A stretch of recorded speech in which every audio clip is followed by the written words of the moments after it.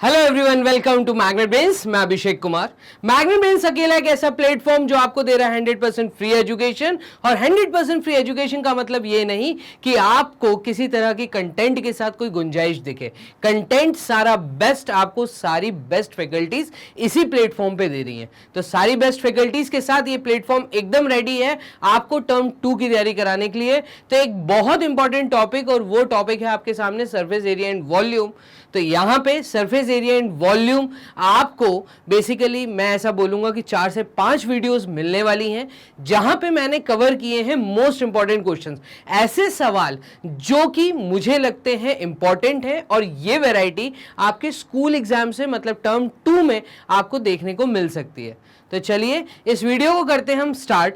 और इस वीडियो के अंदर जो टॉपिक मैं कवर कर रहा हूं, मतलब सरफेस एरिया एंड वॉल्यूम जो मेन चैप्टर है, उसके अंदर जो सब टॉपिक मैं कवर कर रहा हूं, एक वैरायटी जो मैं कवर कर रहा हूं, तो इस पहली वीडियो में ये वैरायटी है हमारी melted related questions. Melted related questions का मतलब ऐसे सवाल जहां पे आपको बोला जाएगा कि एक पर्टिकुलर 3D चीज, मतलब एक पर्टिकुलर शेप को मेल्ट किया गया है और उसको मेल्ट करके कोई दूसरा लुक दिया गया है। दैट मीन्स अगर कोन को मेल्ट करके सिलेंडर बनाया गया है या स्फेयर को मेल्ट करके छोटे छोटे स्फेयर्स बनाए हैं, तो इस प्यारे क्वेश्चंस को भी हम कवर करेंगे। और इसी के साथ में इस टॉपिक में से जो इंपॉर्टेंट चीजें आती हैं वो है स्पीड, डिस्टेंस एंड टाइम के क्वेश्चंस। तो स्पीड, डिस्टेंस एंड टाइम के क्वेश्चन मतलब वो सवाल जहां पे तुम्हें बोला होगा कि एक सिलेंड्रिकल पाइप से कुछ लिक्विड बहकर कहीं गिर रहा है, तो बताइए कितना समय लगेगा उस टैंक को फिल होने में। और टैंक का भी कुछ अपना एक शेप दिया हो, अगर वो टैंक क्यूबॉइड दिया हो, अगर वो टैंक आपको सिलेंडर दिया हो या स्फेरिकल दिया हो, तो इस प्रकार के क्वेश्चंस को कैसे अटेम्प्ट करना है कि कितना डिस्टेंस लिक्विड ने क्रॉस किया, या कितना उसकी स्पीड थी, किस स्पीड के साथ वो लिक्विड बह रहा था, या कितना समय लगेगा एक टैंक को फिल करने में। तो इस प्रकार के क्वेश्चंस जो हैं वो हम इस वीडियो में कवर कर रहे हैं। तो चलिए स्टार्ट करते हैं पहले सवाल के साथ। तो पहला सवाल जो आपको यहां मिल रहा है वो है the diameter of a metallic sphere is 6 centimetre. अब यहां पे आपको क्या बोला है, तो क्वेश्चन समझना, एक स्फीयर के बारे में बात हो रही है जिसका आपको डायामीटर दिया है। तो जब भी आपको स्टेटमेंट वाइज क्वेश्चन इस टॉपिक में मिले, तो यहां पे मैं छोटे छोटे टिप्स भी बताता जा रहा हूं। करना क्या है, सबसे पहले आपको वो चीजें निकालनी है जो आपको गिवन है, उस इंफॉर्मेशन को गैदर करना है। तो यहां पे बेसिकली आपको गिवन क्या है, तो आपको एक स्फीयर शेप गिवन है जिसका डाया गिवन है। तो आपको बेसिकली जो पहला स्टेटमेंट दिया है वहां पे आपसे बोला है डायामीटर ऑफ स्फीयर। तो डायामीटर ऑफ स्फीयर अगर आप देखें तो ये आपको दिया है 6 सेंटीमीटर का। चलिए आगे देखिएगा, द स्फीयर इज मेल्टेड। अब आप बात को समझ रहे हैं, एक स्फीयर को मतलब एक बॉल टाइप का जो शेप है उसको मेल्ट किया गया है। तो अभिषेक सर ने बताया है कि मेल्ट करने वाले सवालों को कैसे अटेम्प्ट करना है, तो वो अभी मैं सिखाऊंगा। ठीक है, तो ये जो सवाल है इसको हमने पहचाना और हमने देखा कि ये वैरायटी आई है मेल्टिंग में से। तो जब भी मेल्टिंग की बात हो, ये वर्ड जब भी यूज हो, कौन सा, मेल्टेड, तो इस शब्द का मतलब होता है कि आपको जिस चीज को मेल्ट करना है, मतलब गलाना है, लिक्विड फॉर्म में कन्वर्ट करना है, उसका वॉल्यूम की बात हो रही है। तो उस शेप के वॉल्यूम की बात हो रही है। यहां पे स्फीयर को मेल्ट किया गया है, क्लियरली बोला है the sphere is melted. That means हमने एक सॉलिड स्फीयर, मतलब एक बॉल टाइप की शेप थी जिसको हमने मेल्ट किया और लिक्विड में कन्वर्ट कर दिया। दैट मींस यहां पे वॉल्यूम ऑफ स्फीयर की बात होगी। ये चीज अपने दिमाग में बिठा लो। चलो आगे देखना, the sphere is melted and drawn into a wire. अब बात को समझना, उसको मेल्ट करने के बाद रिफॉर्म किया गया। रिफॉर्म का मतलब दोबारा कोई शेप दी गई, और उसको शेप दी गई पतली सी वायर की। ठीक है, अब यहां पे जो वायर है वो यूनिफॉर्म क्रॉस सेक्शन की है। तो यूनिफॉर्म क्रॉस सेक्शन का मतलब है कि वो वायर जो लेंथ वाइज है वो एक पर्टिकुलर लेंथ को फॉलो कर रही है। दैट मींस वो एकदम स्ट्रेट है, पहली चीज। दूसरा, दोनों एंड पे जो सेम फेसेस है।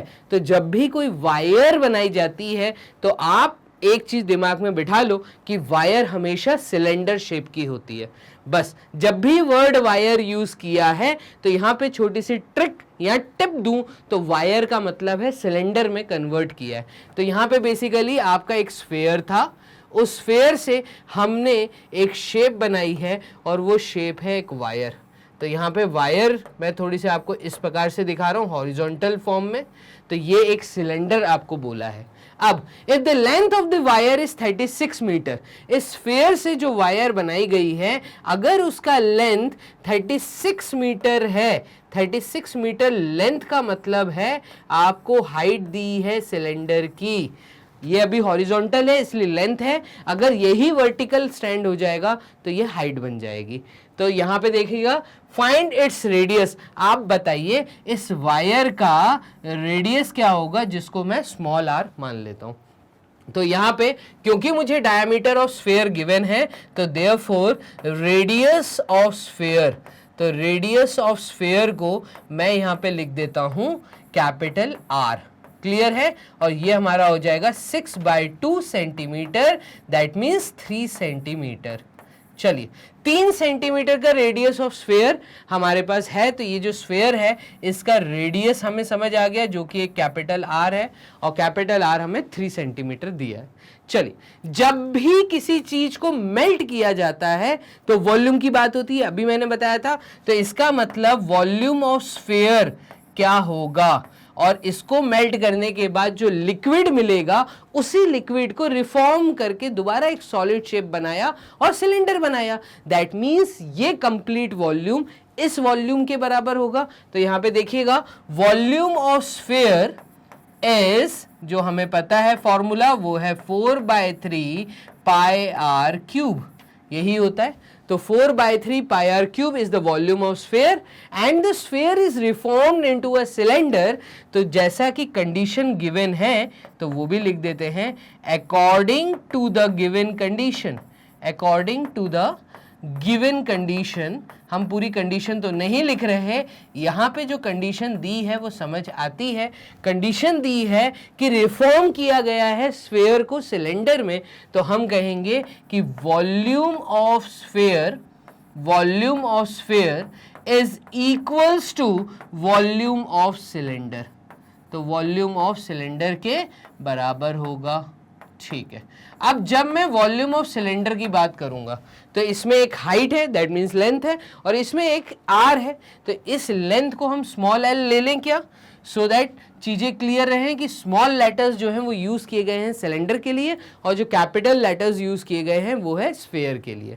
ये बहुत जरूरी है क्योंकि एक यूनिफॉर्म लिखने का तरीका भी आप लोगों को अपनाना पड़ेगा। क्लियर है? चलिए volume of sphere is equals to volume of cylinder, therefore हम कहेंगे 4/3 पाई आर क्यूब। अब यहां पे ये जो आर आएगा क्योंकि आपने स्फेयर का रेडियस लिया है कैपिटल, तो इसलिए हम कहेंगे 4/3 पाई आर क्यूब। तो ये हो जाएगा 4/3 pi are cube is equals to volume of cylinder होता है पाई आर स्क्वायर एच, तो पाई आर स्क्वायर एच, तो यहां पे एच की जगह आ जाएगी लेंथ, तो पाई आर स्क्वायर एल हो जाएगा।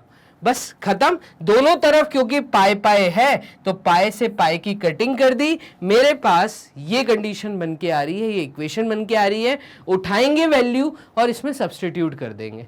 क्लियर है? बस इतना आपको करना है। तो एक ब्लैंक शीट ले लेते हैं और ब्लैंक शीट पे समझते हैं कि फाइनली हमारा जवाब क्या आ रहा है। तो चलिए यहाँ पे हम लोग पेन चूज करके यहाँ पे फाइनली हमारे पास बच रहा है 4/3, पाई तो कट गया था, capital R cube is equals to pi are square H. तो पाई आर स्क्वायर एच का मतलब स्मॉल आर स्क्वायर और एच का मतलब है एल।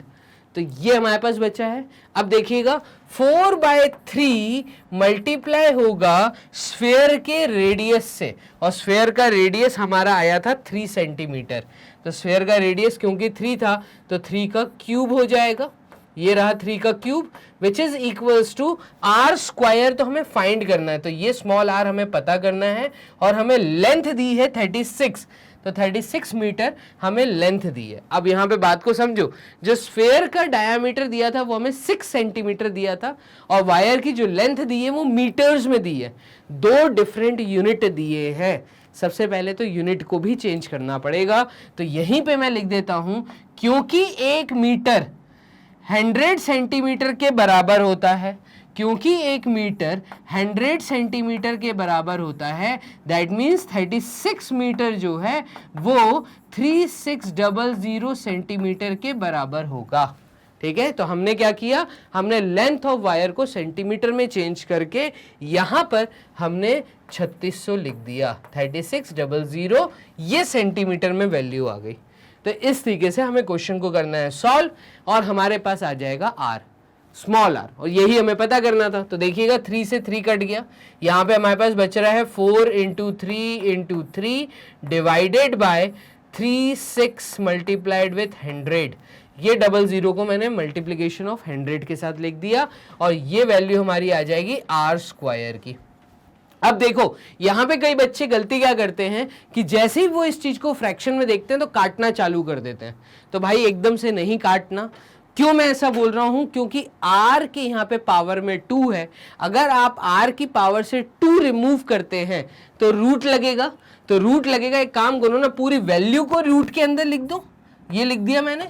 और 4 को हम लिख सकते हैं 2 multiplied with 2, already 3 multiplied with 3 था, अपॉन में ये आ जाएगा 36 का मतलब होता है 6 × 6, और 100 का मतलब होता है 10 × 10। देखो काम कितना आसान हो जाएगा। तो दिमाग नहीं लगाना, बस सिंपल रूट से जो भी पेयर बन रहे हैं उनको उठा के हम बाहर ले लेंगे। तो स्मॉल r की वैल्यू हमारी आ जाएगी 2 × 3 अपॉन 6 × 10। खत्म कहानी, क्लियर है। और 3 से ये 6 कटेगा 2 टाइम्स, 2 से ये 2 कट जाएगा, तो हमारा रेडियस आ जाएगा, और वो आएगा 1/10 सेंटीमीटर, या ये इक्वल आएगा 0.1 सेंटीमीटर के। तो ये हमारा जवाब है कि स्मॉल r की जो वैल्यू आई है, जो रेडियस ऑफ वायर आया है, वो है 0.1 सेंटीमीटर। खत्म कहानी, क्लियर है। तो इस तरीके से आपको रेडियस ऑफ द वायर को कैलकुलेट करना था। हमने कर दिया यहाँ पे फर्स्ट क्वेश्चन को सॉल्व। तो आपने देखा क्वेश्चन मेल्टिंग रिलेटेड अगर आते हैं तो वो वैरायटी क्या, ऐसे हमने 2-3 वैरायटी और कवर की हैं, अलग अलग क्वेश्चंस को लिया है। उसको समझते हैं क्वेश्चन नंबर 2 को, वो भी मेल्टिंग वाला ही सवाल है। तो गिवन क्या था, फाइंड क्या करना था, वो तो हमने यहाँ नहीं लिखा था, लेकिन आप लिख देना जब क्वेश्चन को सॉल्व करें, क्योंकि टीचर यहीं पे मार्क्स देगी, हाफ मार्क्स मिलते हैं।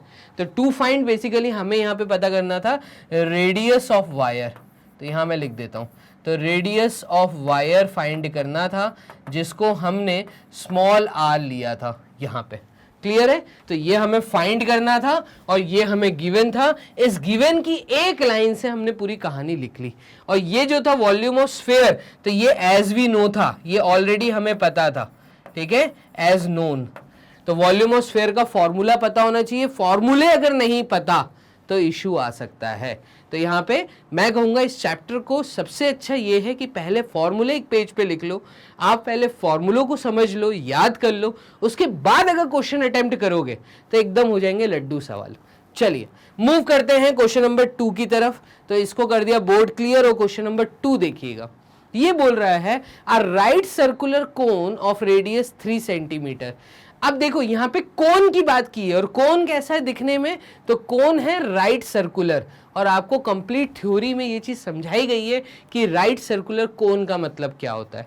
नहीं आपको पता तो यहाँ पे अभी मैं वीडियो सॉल्व कर रहा हूँ, मतलब ये जो सवाल सॉल्व कर रहा हूँ इस वीडियो में आपको फिर से समझाऊंगा एक बार राइट सर्कुलर कोन क्या है।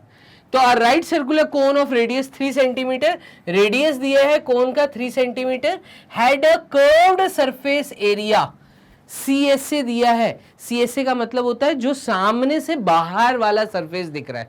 तो कोई भी ऑब्जेक्ट जब आप देखते हैं उसको जब आप सामने से देखते हैं तो यहाँ पे ये जो सरफेस दिख रहा है टॉप और बॉटम इंक्लूड नहीं होता, जो सामने से दिख रहा है उसको हम कहते हैं लैटरल सरफेस एरिया या कर्व्ड सरफेस एरिया। चीज अगर कर्व्ड होती है तो कहा जाता है CSA मतलब कर्व्ड सरफेस एरिया, और अगर फेस सामने से देखने पे एकदम प्लेन दिखता है तो उस समय हम कहते हैं लैटरल सरफेस एरिया। तो ये चीजें भी थ्योरी में सिखाई गई थी। तो यहाँ पे कोन का कर्व्ड सरफेस एरिया दिया है और वो आपको दिया है 47.1 centimetre square. Find the volume of the कोन। आप कोन का वॉल्यूम बताइए क्या होगा। तो चलिए इसको भी देखिएगा, आपको यहाँ पे राइट सर्कुलर कोन दिया है, तो ये रहा आपके सामने राइट सर्कुलर कोन, ठीक है। तो ये कोन में रेडियस होती है, हाइट होती है, ठीक है, जिसको हम स्मॉल h बोल देते हैं, यहाँ पर इसको स्मॉल r बोल देते हैं। और कोन में हमें पता है यहाँ पे एक तिरछी हाइट होती है, तिरछी मतलब टेढ़ी, जिसको हम स्लैंट हाइट बोलते हैं और स्मॉल लेटर l से डिनोट करते हैं। तो ये हो गया आपका कोन। आइसक्रीम का जो कोन होता है ये दिखने में ऐसे ही होता है, तो उसमें जो तिरछी हाइट होती है उसको बोला जाता है स्मॉल l। जो सीधी हाइट है मतलब इस पीक पॉइंट से लेके यहां तक सेंटर पॉइंट तक की जो हाइट होती है, ठीक है, उसको हम h बोलेंगे। अब यहां पे क्योंकि एक परपेंडिकुलर बनता है, मतलब परपेंडिकुलर का मतलब रेडियस से जो हाइट है वो नीचे 90 डिग्री का एंगल जब बनाती है, तो इस तरह के कोन को हम लोग राइट सर्कुलर कोन कहते हैं। तो ये भी शब्द मैंने समझा दिया। आगे समझना दिया क्या है। तो दिया क्या है, तो मुझे गिवन है एक right circular cone with radius, तो आपको रेडियस दिया है, तो रेडियस ऑफ कोन आपको दिया है, जिसको मैंने स्मॉल r ले लिया और वो आपको दिया है 3 सेंटीमीटर। तो ये है आपका स्मॉल r जो कि आपको दिया है 3 सेंटीमीटर, ठीक है। उसके बाद had a curved surface area CSA of cone आपको दिया है, और ये कितना दिया है, तो ये आपको दिया है 47.1 centimetre square. Find the volume of the कोन, पता क्या करना है, तो टू फाइंड वॉल्यूम। अब देखो ये भी मेल्टिंग में सर आपने क्यों लिया, क्योंकि कई क्वेश्चंस ऐसे आते हैं जहां पे कोन को मेल्ट करने के बाद, ठीक है, कुछ बनाया जाता है, ठीक है, तो कुछ बनाया जाता है मतलब शेप दिया जाता है। तो एक छोटा सा 2 मार्क्स का सवाल मैंने पिक किया है सो दैट आपको ये पता चले कि वॉल्यूम ऑफ द कोन का मतलब क्या। तो वॉल्यूम ऑफ कोन आपको फाइंड करना है, और वॉल्यूम ऑफ कोन का जो फॉर्मूला होता है वो होता है 1/3 pi r square h। Clear है। तो आपको फाइंड करना है वॉल्यूम ऑफ कोन, ये जिसका फॉर्मूला हमें नोन है 1/3 पाई r स्क्वायर h। अगर मुझे रेडियस पता होगा, मुझे हाइट पता होगी, तो मैं आराम से वॉल्यूम निकाल सकता हूं। लेकिन जो डाटा मुझे गिवन है, यहां पे मुझे CSA गिवन है और रेडियस गिवन है, तो मुझे CSA की हेल्प से हाइट फाइंड करनी है। क्या नहीं पता फॉर्मूले में, वो फाइंड कर लिया, तो आप वैल्यूज फॉर्मूले में जब सब्स्टिट्यूट करोगे आपके पास वैल्यू आ जाएगी, खत्म, जो पूछा है वो आ जाएगा। चलो इसको करते हैं। तो एज वी नो, जैसा कि हमें पता है, तो हमें क्या पता है, हमें ये पता है कि CSA ऑफ कोन का फॉर्मूला क्या होता है। तो CSA ऑफ कोन होता है, क्या होता है CSA ऑफ कोन, तो ये होता है पाई आर एल। तो पाई आर एल CSA हो गया। इसका मतलब CSA आपको दिया है 47.1, तो 47.1 पाई की वैल्यू होती है 22/7 मल्टीप्लाइड विथ रेडियस आपको दिया है 3 मल्टीप्लाइड विथ L। यहां से L निकल आएगा, और L क्या है, L है स्लेंट हाइट। क्लियर है। तो अभी भी हाइट नहीं आएगी, h नहीं आएगा। फॉर्मूले में तो तुम्हें h चाहिए, पता क्या चल रहा है, L पता चल रहा है, तो जो पता चल रहा है उसको निकाल लो। तो यहां पे एक काम करते हैं, L कैसे आएगा, तो L यहीं का यहीं रहेगा, बाकी वैल्यूज इस साइड आ जाएंगी ट्रांसपोजिशन मेथड से। तो ये 7 डिवाइड में था, ये ऊपर आके मल्टीप्लाई हो जाएगा, 47.1 multiplied with 7 upon 22 into 3। Clear है। और ये डेसिमल रिमूव करूंगा तो नीचे इंटू 10 आ जाएगा, तो ये आ जाएगा 471। तो यहाँ पे आ गया 471। क्लियर। अब देखो 4 + 7 होता है 11, 11 + 1 होता है 12। तो 12 क्योंकि 3 के टेबल में आता है, दैट मीन्स मैं कहूँगा 3 से ये 471 कट जाएगा। तो यहाँ पे फाइनली L की वैल्यू आएगी, और L की वैल्यू हमारे पास क्या आएगी, तो ये आएगी 3 1 × 3, और उसके बाद दिया है 17। तो 17 मतलब 3 5 × 15 बचा 21, 3 7 × 21, तो 157 इंटू 7 अपॉन 22 इंटू 10, तो 22 मल्टीप्लाई हो जाएगा 10 के साथ। ये आपका L की वैल्यू आ जाएगी, और ये वैल्यू L जो स्लेंट हाइट है ये आएगी सेंटीमीटर में। चलिए ये हो गया हमारा सॉल्व। अब एक काम करते हैं, मल्टीप्लाई करके वैल्यू निकाल लेते हैं। तो L की वैल्यू, या ऐसा देखें कि L से H कैसे निकालते हैं। तो यहां पे आपका लगता है पाइथागोरस थ्योरम। पाइथागोरस थ्योरम कहता है कि अगर आपके पास हाइपोटेन्यूज है, आपके पास बेस है, तो आप हाइट निकाल सकते हो। दैट मीन्स हाइपोटेन्यूज का square is equals to base square plus perpendicular square. ये पाइथागोरस थ्योरम होती है। इसको जब कोन में लगाऊंगा, कोन में यहाँ पे क्योंकि राइट ट्राइंगल मिल रहा है, तो ये हो जाएगा h का स्क्वायर, मतलब हाइपोटेन्यूज स्क्वायर, सॉरी L का स्क्वायर। तो ये हो जाएगा L square is equals to base square मतलब R का स्क्वायर, प्लस ये हो जाएगी हाइट मतलब h का स्क्वायर। क्लियर है। और L स्क्वायर की वैल्यू तो ये आ रही है, इसको यहाँ तो वहाँ पे 2 बार मल्टीप्लाई करके लिख दे, और R स्क्वायर हमारा 3 था, ये 3 इधर आके माइनस हो जाएगा, तो h स्क्वायर की वैल्यू आ जाएगी। एक काम करते हैं, हम L की वैल्यू यहाँ फाइंड कर लेते हैं। तो 7 इंटू 7 इज 49, 9 आ गया, 4 ऊपर कैरी गया, 7 इंटू 5 इज 35, 35 प्लस 4, तो 35 प्लस 4 होता है 39, 3 कैरी हो गया, और ये आ जाएगा 7, 1 टाइम्स 7 प्लस 3 इज 10, और ये वैल्यू हमारी आ जाएगी 22 मल्टीप्लाइड विथ 10 का मतलब होता है 22 इंटू 10 का मतलब होता है 220। तो एक काम करो, इसको लिख दो 220 मीटर। चलिए ये L आ गया। अब क्या करना है, तो अब हमें यहां पर अगर हम देखते हैं तो L स्क्वायर की वैल्यू ये हो जाएगी 1099 upon 220 multiplied with 1099 upon 220 minus R square मतलब 9 which is equals to H square.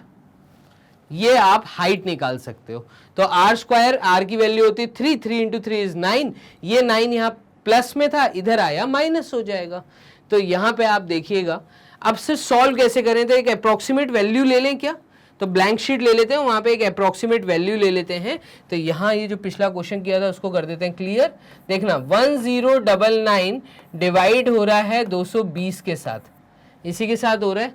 तो यहाँ पर 220 से जब ये मल्टीप्लाई होगा तो ये हो जाएगा 220 इंटू मल्टीप्लाइड विथ 4 अगर मैं कर देता हूँ तो ये हो जाएगा 880, और 220 5 से मल्टीप्लाई होगा तो ये आ जाएगा 1100, जो कि इससे बड़ी वैल्यू हो रही है।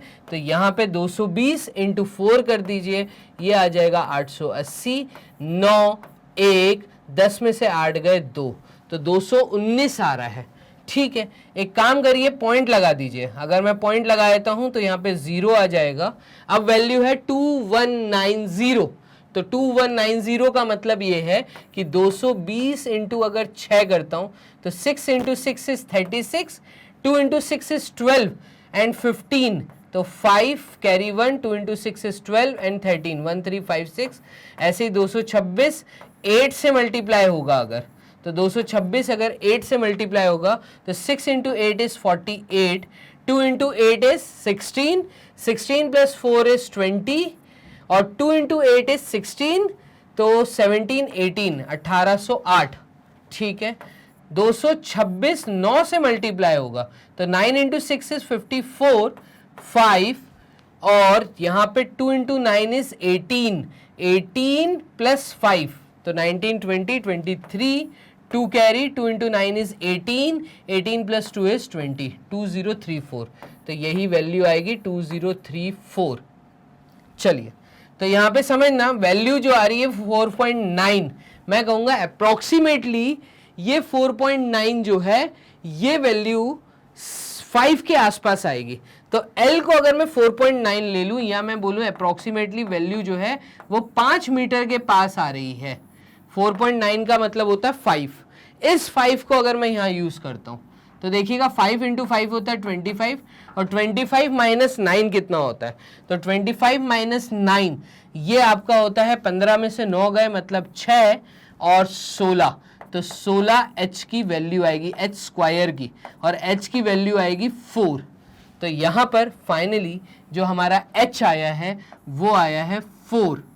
क्या 4 सेंटीमीटर, क्योंकि पूरी कहानी सेंटीमीटर में चल रही है। तो इस प्रकार से आपको चीजें सॉल्व करनी थी। मेरे पास h आ गया, मेरे पास r है 1/3, तो हम वॉल्यूम ऑफ कोन दे सकते हैं। वॉल्यूम ऑफ कोन ले लेते हैं अगेन ब्लैंक बोर्ड, और ये जो हमने रफ वर्क किया था ये पूरा कर देते हैं क्लियर, और यहाँ पे हम निकालते हैं अब वॉल्यूम। तो volume of cone is equals to 1/3 pi r square h, यही था। तो यहाँ पे r स्क्वायर को हमने लिया था capital R square, volume of कोन में नहीं स्मॉल ही लिया था, तो small r square into h था। चलिए r स्क्वायर इंटू h, इसको सॉल्व करेंगे तो ये हो जाएगा 1/3 22/7 मल्टीप्लाइड विथ रेडियस। तो रेडियस था हमारा क्वेश्चन में गिवन 3 × 3 9, तो ये आ गया 9 मल्टीप्लाइड विथ h हमारा आया है 4।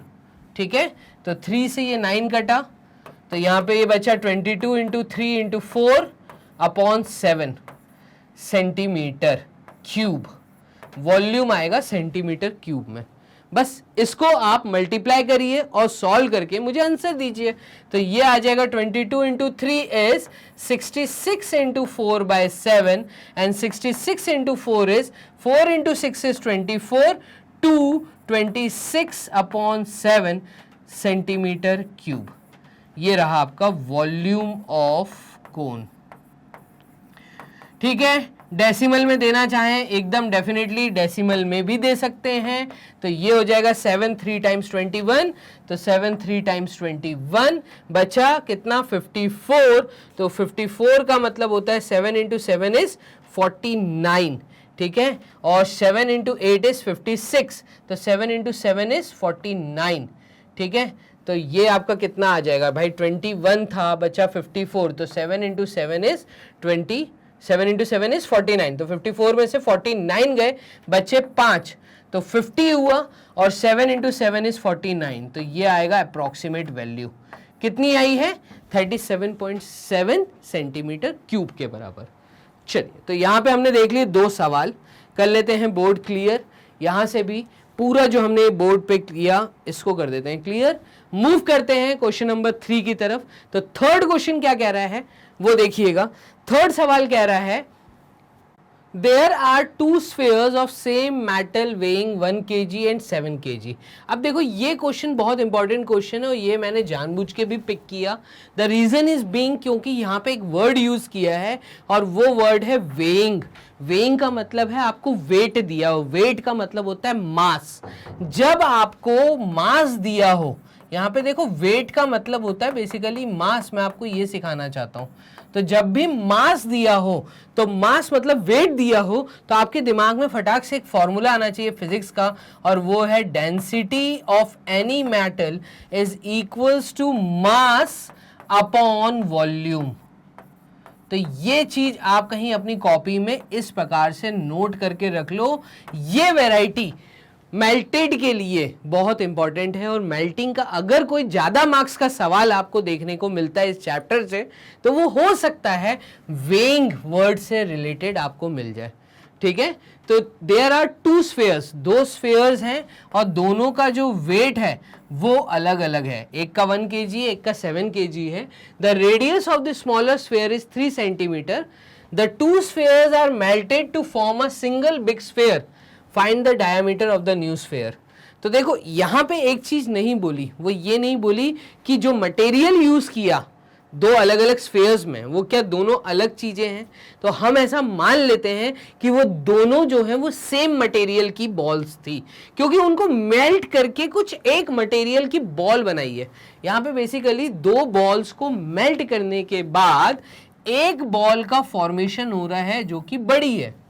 ठीक है, तो ये दोनों छोटी बॉल्स का मटेरियल अगर सेम होगा तो ही जाके जो बड़ी बॉल बनेगी वो किसी सिंगल मटेरियल की बनेगी। तो ये फॉर्मूला कि density is equals to mass upon volume, तो ये दोनों छोटी बॉल्स के लिए, ball number 1 and ball number 2 के लिए हम बोल सकते हैं कि भाई ये दोनों जो बॉल्स थी, ठीक है, क्या था सवाल? सवाल ये था कि 2 डिफरेंट बॉल्स है, एक का वेट 1 kg है और एक बॉल का जो वेट है वो 7 kg है। अगर इन दोनों को मेल्ट किया है और कोई एक बॉल बनाई है तो इसका रेडियस हम कैपिटल R ले लेते हैं। ठीक है, और इसमें से तुम्हें एक छोटी बॉल का जो रेडियस है वो 3 सेंटीमीटर दिया है, तो छोटी बॉल का रेडियस 3 सेंटीमीटर दिया है, दैट मीन्स मैं कहूंगा मुझे R1 गिवन है बट मुझे R2 नहीं गिवन, ठीक है, मुझे एक बॉल का रेडियस तो दिया है, मुझे R1 दिया है, तो यहां पे समझना मैं लिख देता हूं गिवन वेट ऑफ 2 बॉल्स, और ये वेट आपको दिया है इज 1 kg एंड 7 kg, ठीक है। Let the radius of bigger sphere या बिगर बॉल, ठीक है, तो बड़ी वाली बॉल का क्योंकि मुझे नहीं दिया रेडियस जिसको मैं R2 बोल रहा हूं, वो हम x सेंटीमीटर मान लेते हैं। अब सर सेंटीमीटर आपने क्यों बोला? द रीजन इज बीइंग क्योंकि दूसरी जो बॉल थी, जो छोटी बॉल थी, उसका रेडियस सेंटीमीटर में दिया है, ठीक है। And given that the radius of यहाँ पे 2 मिनट ओवर हैंड राइटिंग हो रही है, ठीक है, the radius of smaller ball, और सबसे छोटी जो बॉल है उसका रेडियस R1 मैं ले रहा हूं, वो आपको दिया है 3 सेंटीमीटर, तो ये गिवन था। The 2 spheres are melted to form a single big sphere. Find the diameter of the new sphere. तो पता क्या करना है? तो हमें पता करना है to find the diameter of new ball formed.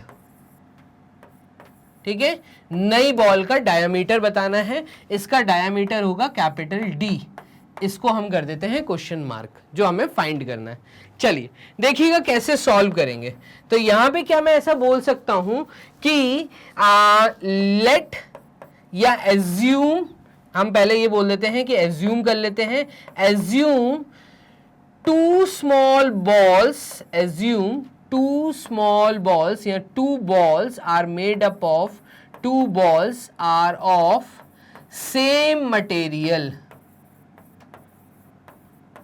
अगर हम ऐसा एज्यूम कर लेते हैं तो density is equals to mass upon volume,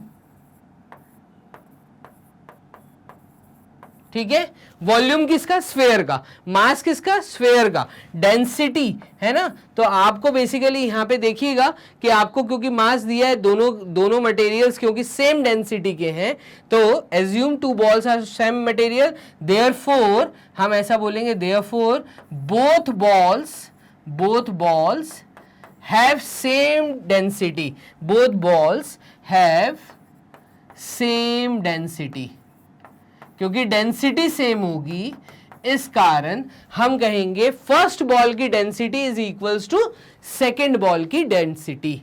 ये चीज आप देखेंगे यहां पे इस ब्लैंक शीट पे। तो हम बोल रहे हैं मास अपॉन वॉल्यूम, मतलब 1 kg की जो बॉल थी, तो 1 kg upon volume, volume of sphere होता है 4/3 πr³।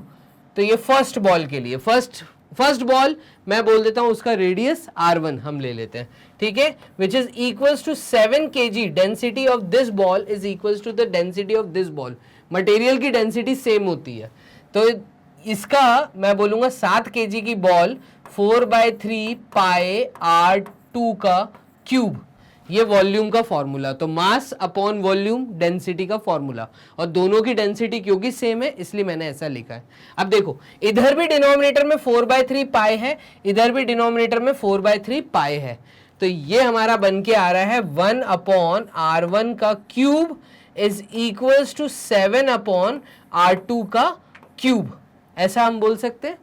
अब आगे समझना, यहां पे जो हमें रेडियस दिया है बिगर बॉल का वो हमने x लिया है, और R1 छोटी बॉल का हमें 3 दिया है, तो छोटी बॉल का 3 दिया है, तो यहां पे एक काम करते हैं, यहां पे डाल देते हैं 1/3 का cube which is equals to 7/x का क्यूब, और ये x क्यूब यहां जाएगा तो x क्यूब की वैल्यू हो जाएगी 7 × 3 क्यूब मतलब 27, क्लियर। और 7 × 27 कितना होता है, तो x क्यूब की वैल्यू आ जाएगी, तो ये होता है आपका, मैं ऐसा बोलूंगा 7 मल्टीप्लाइड विथ 27 का मतलब होता है तुम्हारा 3 × 3 × 3 है ना, तो 3 इंटू 3 इंटू 3 यही था। अब देखो एक्स क्यूब निकालना है तो एक्स की वैल्यू आ जाएगी रूट के अंदर 7 इंटू 3 इंटू 3 इंटू 3 और यहाँ से एक 3 बाहर आ जाएगा तो x की वैल्यू आ जाएगी 3 रूट 7। ठीक है, तो x, ये x हमने क्या लिया था, ये हमने basically radius of the first ball लिया था। तो radius of the first ball वो हमारा निकल के आ गया और वो निकल के आया है 3 रूट 7 सेंटीमीटर x। इस तरीके से हमने दोनों बॉल्स का रेडियस निकाल लिया। अब दोनों बॉल्स का रेडियस है, दोनों को मेल्ट किया गया है। तो ऑन मेल्टिंग, मैं यहां लिख देता हूं ऑन मेल्टिंग, ठीक है, the volume of both balls, ठीक है, तो on melting the volume of both balls is equals to the volume of new ball. ठीक है, तो वॉल्यूम ऑफ न्यू बॉल। अब देखिएगा, on melting the volume of both balls मतलब 4/3 pi r1 cube plus 4/3 pi r2 cube is equals to 4/3 pi capital R cube. ऐसा हम बोल सकते हैं। क्यों हमने ऐसा बोला? दो बॉल्स का वॉल्यूम मेल्ट किया, गलाया, तो एक कॉमन लिक्विड बना, मतलब ऐड कर दिया दोनों वॉल्यूम्स को, ये बराबर होगा एक बड़ी बॉल के वॉल्यूम के। इसलिए इन दोनों में से 4/3 पाई को अगर मैं कॉमन ले लूं तो देखना 4/3 पाई कॉमन ले लिया, ब्रैकेट में आ जाएगा r1 का क्यूब प्लस r2 का cube is equals to 4/3 pi capital R का क्यूब। 4/3 पाई दोनों साइड पे था इसलिए कट कर दिया। तो सिंपल सी एक इक्वेशन बनी, वो बन रही है r1 का क्यूब प्लस r2 का cube is equals to capital R का क्यूब, और यही हमें निकालना है।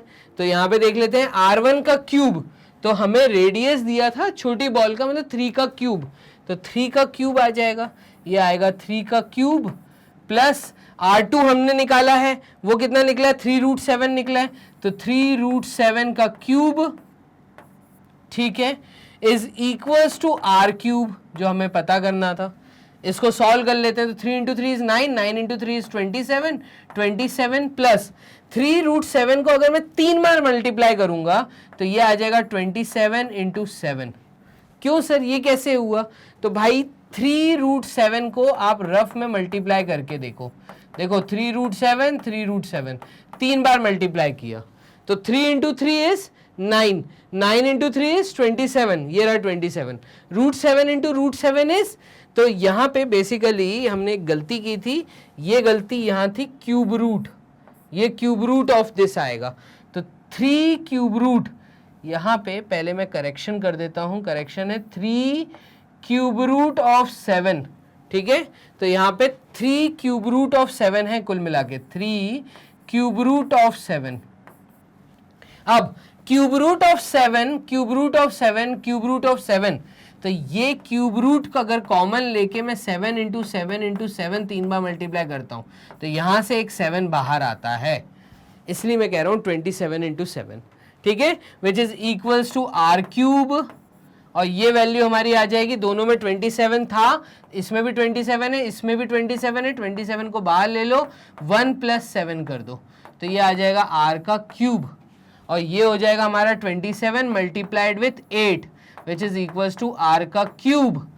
अब सर देखो मल्टीप्लाई करके मेहनत करने से अच्छा यहाँ पे मुझे ओरली आंसर मिल रहा है, तो मल्टीप्लाई करके अपनी टेंशन मत बढ़ाना। यहाँ पे देखो R क्यूब की वैल्यू क्या आएगी, तो R की वैल्यू क्या आएगी, तो ये आ जाएगी क्यूब रूट ऑफ 27 इंटू 8, और 27 का मतलब यहाँ से एक 3 बाहर आएगा और 8 का मतलब यहाँ से एक 2 बाहर आएगा, तो कैपिटल R हो जाएगा 6 सेंटीमीटर। आ गया आंसर। रेडियस कितना आया, तो the radius of big ball is equals to 6 centimetre. पता करना था डायामीटर, तो डायामीटर क्या होता है, तो डायामीटर यहाँ पे हम कर लेते हैं, वही वाली ब्लैंक शीट पे वापस आ जाते हैं। ठीक है, इधर देखिएगा, अगर कैपिटल आर की वैल्यू आपको पता चल गई जो कि 6 सेंटीमीटर है, तो कैपिटल डी का मतलब होता है 2 टाइम्स ऑफ आर, ठीक है, और ये वैल्यू आएगी डी की 2 इंटू 6 मतलब 12 सेंटीमीटर। ये आपका आंसर है। द डायमीटर ऑफ द बड़ा वाला बॉल, जो नई बॉल बनेगी, तो diameter of the new ball is equals to 12 centimetre. इस प्रकार से आपको ये क्वेश्चन सॉल्व करना था। मैंने जानबूझ के मोस्ट इंपॉर्टेंट में इस क्वेश्चन को पिक किया है क्योंकि इस प्रकार के ज्यादा मार्क्स में क्वेश्चंस आ सकते हैं, ठीक है। चलिए, तो 3 क्वेश्चन हो गए हमारे यहाँ पे सॉल्व। मूव करते हैं क्वेश्चन नंबर 4 की तरफ। तो 4th क्वेश्चन क्या कह रहा है उसको देखिएगा। A solid metallic sphere of radius 10.5 centimetre, ये कह रहा है एक स्फेयर है, ठीक है, तो a solid metallic sphere जिसका रेडियस 10.5 सेंटीमीटर है, ठीक है, इज मेल्टेड, इसको मेल्ट किया गया और रिकास्ट किया गया है छोटे छोटे कोन के रूप में। तो इनसे हमने छोटे छोटे कोन बनाए, ठीक है, कितने बनाए वो हम देख लेते हैं आगे। तो number of small cones each of radius 3.5 centimetre. इन कोन का जो रेडियस है, तो एक काम करते हैं, बहुत सारे कोन दिखाने से अच्छा मैं एक कोन दिखाता हूं और इस कोन का रेडियस मैं ले लेता हूं स्मॉल आर, ये ले लेते हैं कैपिटल आर, ठीक है। तो ऐसे बहुत सारे कोन बने जिनका रेडियस 3.5 सेंटीमीटर है, तो स्मॉल रेडियस ये 3.5 सेंटीमीटर है, ठीक है। आगे क्या बोला है, एंड हाइट इज 3 सेंटीमीटर। इसी कोन की जो हाइट है वो h हमें दिया है, तो स्मॉल h हमें दिया है कितना, 3 centimetre. Find the number of cone so formed. आप बताइए कितने कोन बने होंगे, तो मैं कह रहा हूं n नंबर ऑफ कोन बने होंगे, n नंबर ऑफ कोन। तो हम ऐसा बोल देते हैं, हमें जो गिवन है सबसे पहले तो हम वो लिख देते हैं। तो हमें गिवन था रेडियस ऑफ स्फेयर, तो रेडियस ऑफ स्फेयर हमने लिख लिया और ये था कैपिटल आर। तो कैपिटल आर की वैल्यू है 10.5 सेंटीमीटर, ठीक है। उसके बाद रेडियस ऑफ कोन, तो ये हमने ले लिया स्मॉल आर और स्मॉल आर की वैल्यू दी है 3.5 सेंटीमीटर। एंड हमें गिवन है हाइट ऑफ कोन, तो हाइट ऑफ कोन इसको हमने ले लिया स्मॉल h और स्मॉल h की वैल्यू हमें दी है 3 सेंटीमीटर, ठीक है। ये 3 चीजें हमें दी हुई हैं। एंड उन्होंने बोला है कि सॉलिड मेटालिक स्फेयर को मेल्ट किया गया है, तो स्फेयर को मेल्ट वर्ड यूज किया है, इसलिए अभिषेक सर ने क्या कहा था, तो अभिषेक सर ने ये बोला है कि भाई मेल्ट वर्ड का मतलब वॉल्यूम की बात हो रही है। तो वॉल्यूम ऑफ स्फेयर, देखिएगा, volume of sphere is equals to किसके बराबर आएगा, तो कितने कोन बने, मैं कह रहा हूं n नंबर ऑफ कोन बने, तो n नंबर ऑफ कोन के वॉल्यूम के बराबर आएगा। तो वॉल्यूम ऑफ 1 कोन, एक कोन का जो वॉल्यूम होगा, ऐसे बहुत सारे कोन बने, वो बहुत सारे कोन ही हमें कैलकुलेट करने हैं, ठीक है। तो n हमें कैलकुलेट करना है बेसिकली। तो ये जो फॉर्मूला है ये आप अपनी कॉपी में जरूर नोट करना, ठीक है। फॉर्मूला नहीं है, ये लॉजिक है भाई, कॉमन सी बात है ना। एक चीज से बहुत सारी चीजें बनी है, तो एक चीज का जो वॉल्यूम होगा ये बहुत सारी चीजों के वॉल्यूम के बराबर होगा, तो ऐसे ही है। देखिएगा, वॉल्यूम ऑफ स्फेयर क्या होता है, तो वॉल्यूम ऑफ स्फेयर हमारा होता है 4/3 पाई, ठीक है, और उसका हमने लिया था कैपिटल आर, तो यहां पे आ जाएगा capital R cube, which is equals to n number of volume of 1 cone. तो वॉल्यूम ऑफ 1 कोन, तो यहां पे n मल्टीप्लाई होगा कोन के वॉल्यूम से, मतलब 1/3 पाई आर स्क्वायर h से। क्लियर है। इस कोन का रेडियस अलग है, स्फेयर का रेडियस अलग है, दोनों तरफ क्योंकि पाई है और सिर्फ मल्टीप्लिकेशन का यूज किया है, इस कारण मैं पाई से पाई कट कर देता हूं, पहली चीज। दूसरी चीज जो मैं कट कर सकता हूं दोनों साइड पे, वो है 1/3 एंड 1/3। क्लियर। तो यहां पे भी 1/3 था, यहां पे भी 1/3 था, ये हमने कट कर दिया। तो अब बचा क्या क्या है, तो हमारे पास बच रहा है 4r cube which is equals to n number of cone जिनका रेडियस है r square multiplied with h।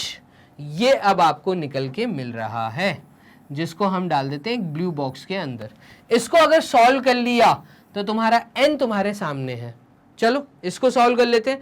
तो 4r³ का मतलब है 4 मल्टीप्लाई हो रहा है किसके साथ, 105 के साथ। तो 105/10 लिख रहा हूं मैं 3 बार, 105/10, 105/10 विच इज इक्वल्स टू किसके बराबर आया है, n मुझे फाइंड करना है। तो ये बराबर आ रहा है किसके, तो मैं एक काम करता हूं, यहां पे अभी स्फीयर रब कर देते हैं। ये बराबर आ रहा है n multiplied with r square the radius of the कोन, मतलब 3.5 मल्टीप्लाइड विथ 35/10, ऐसा लिख देते हैं। ठीक है, इसको भी हम लिख देते हैं 35/10 multiplied with height of the cone. Height of the कोन मतलब 3 लिया है हमने, तो ये 3। इसको सॉल्व करना है तो आपका काम हो जाएगा बहुत आसान। चलो कैसे सॉल्व करना है तो इसको देख लेना भाई। एक काम करते हैं, क्योंकि दोनों तरफ 10 और 10 2 बार दिख रहा है, तो एक काम करो, पहले तो ये सारी चीजें इधर डाल दो। तो n की वैल्यू क्या आएगी, n यही रहने दो, बाकी पूरी चीजें हम मल्टीप्लाई कर देते हैं। तो 4 × 105 × 105 × 105, ये 3 बार था। ये 2 10 नीचे थे, ये 2 10 ऊपर चले जाएंगे, क्रॉस मल्टीप्लाई हो गए, ये दोनों 10 ऊपर चले जाएंगे। अपॉन में यहां पर आएगा क्या, तो अपॉन में इस साइड ऑलरेडी था 10 multiplied with 10 multiplied with 10 multiplied with ये 35 जो ऊपर 2 बार था, ये नीचे आ जाएगा। तो 35 मल्टीप्लाइड विथ 35 मल्टीप्लाइड विथ यहां पे जो 3 था ऊपर था, 3/1 था, तो ये नीचे आ जाएगा 3, और ये आपकी n की वैल्यू निकल के आ जाएगी। सब कुछ कट रहा है, जो जो कट रहा है काट दो। देखो 10 से ये 10 कटा, इस 10 से ये 10 कटा, तो 10 की कहानी खत्म। उसके बाद 35 किससे कट रहा है, तो देखो 7 1 टाइम्स होता है 7, तो 7 से 35 और 105 कट रहा है ऊपर नीचे, इसको काट लेते हैं। देखिएगा 35, तो 7 5 टाइम्स 35 एंड 7 105 के टेबल में कहाँ आता है, तो 7 1 टाइम्स 7 बचा 35, 7 5 टाइम्स 35, तो मुझे पता चला 15/5 बचेगा। एक 35 और है तो यहाँ 5 बचेगा और यहाँ पे 15 बचेगा। क्या क्या बचा है वो लिख लेते हैं, फिर और काट लेंगे। तो एक ब्लैंक शीट ले ले, यहाँ पर n के साथ मेरे को क्या क्या मिल रहा है, तो न्यूमरेटर में दिख रहा है मुझे 4 मल्टीप्लाइड विथ 105 मल्टीप्लाइड विथ 2 बार 15 आ गया, ठीक है, मल्टीप्लाइड विथ, फिर और कुछ बचा है क्या ऊपर, नहीं, ऊपर और कुछ नहीं बचा, नीचे बचा 10 × 5 × 5, तो नीचे बचा है 10 × 5 × 5 × कितना बचा है 3, तो एक 3 भी बचा है। चलो यहाँ पे इस प्रकार से ये अब बची हुई वैल्यूज हैं जिससे हमें n निकलेगा, तो n निकाल लेते हैं। n हमारा आ जाएगा 5 से 15 कटा 3 टाइम्स, 5 से 15 कटा 3 टाइम्स, एक 3 से ये 3 कट गया, खत्म कहानी। और क्या बच रहा है, तो 2 टाइम्स 4 2 5 टाइम्स 10, इस 5 से ये 105 छोटा कर दो, तो ये आपका आ जाएगा। देखो नीचे सब कट गया, इस 5 से 105 छोटा किया तो 5 2 टाइम्स 10, 5 1 टाइम्स 5, तो बच रहा है 2 × 21 × 3, खत्म कहानी। ये आपका आंसर आ गया। तो n की वैल्यू आ रही है 6 × 21 which is equals to 6 1 times 6 6 2 times 12। कितने कोण बने, अगर आपने एक स्फेरिकल बॉल को मेल्ट किया तो कितने कोण बने, तो कोण यहां बन रहे हैं 126। कितने कोण बने 126, जिसका डाटा तुम्हें गिवन था। कोण दिखने में कैसा था, उसकी हाइट 3 सेंटीमीटर थी और उसका जो रेडियस था वो 3.5 सेंटीमीटर था। तो ऐसे जो कोण थे वो 126 कोण बने हैं जब हमने एक बड़ी बॉल को मेल्ट किया। तो हम कर देते हैं बोर्ड क्लियर, मूव करते हैं क्वेश्चन नंबर 5 की तरफ। इधर से भी बोर्ड को कर देते हैं क्लियर, और क्वेश्चन नंबर 5 क्या कह रहा है उस पर देखते हैं। तो क्वेश्चन नंबर 5 ये बोल रहा है the surface area of solid metallic sphere is 616 centimetre square. Solid metallic sphere, किसकी कहानी बात हो रही है, बात हो रही है अगेन बॉल की। तो स्फीयर आपको दिया है, तो the surface area of this sphere is 616। तो मतलब ये बात कर रहा है टीएसए की, टोटल सरफेस एरिया आपको गिवन है 616 centimetre square. It is melted and recast into a cone. इसको मेल्ट किया गया और इससे एक कोन बनाया गया। ठीक है, ये भी देख लेते हैं। इस कोन के केस में इसमें कैपिटल आर ले लेते हैं, इसमें स्मॉल आर ले लेते हैं। ठीक है, तो ये बोल रहा है and recast into a cone of height 28 centimetre. तो इसका जो स्मॉल एच दिया है वो आपको दिया हुआ है कितना, 28 सेंटीमीटर।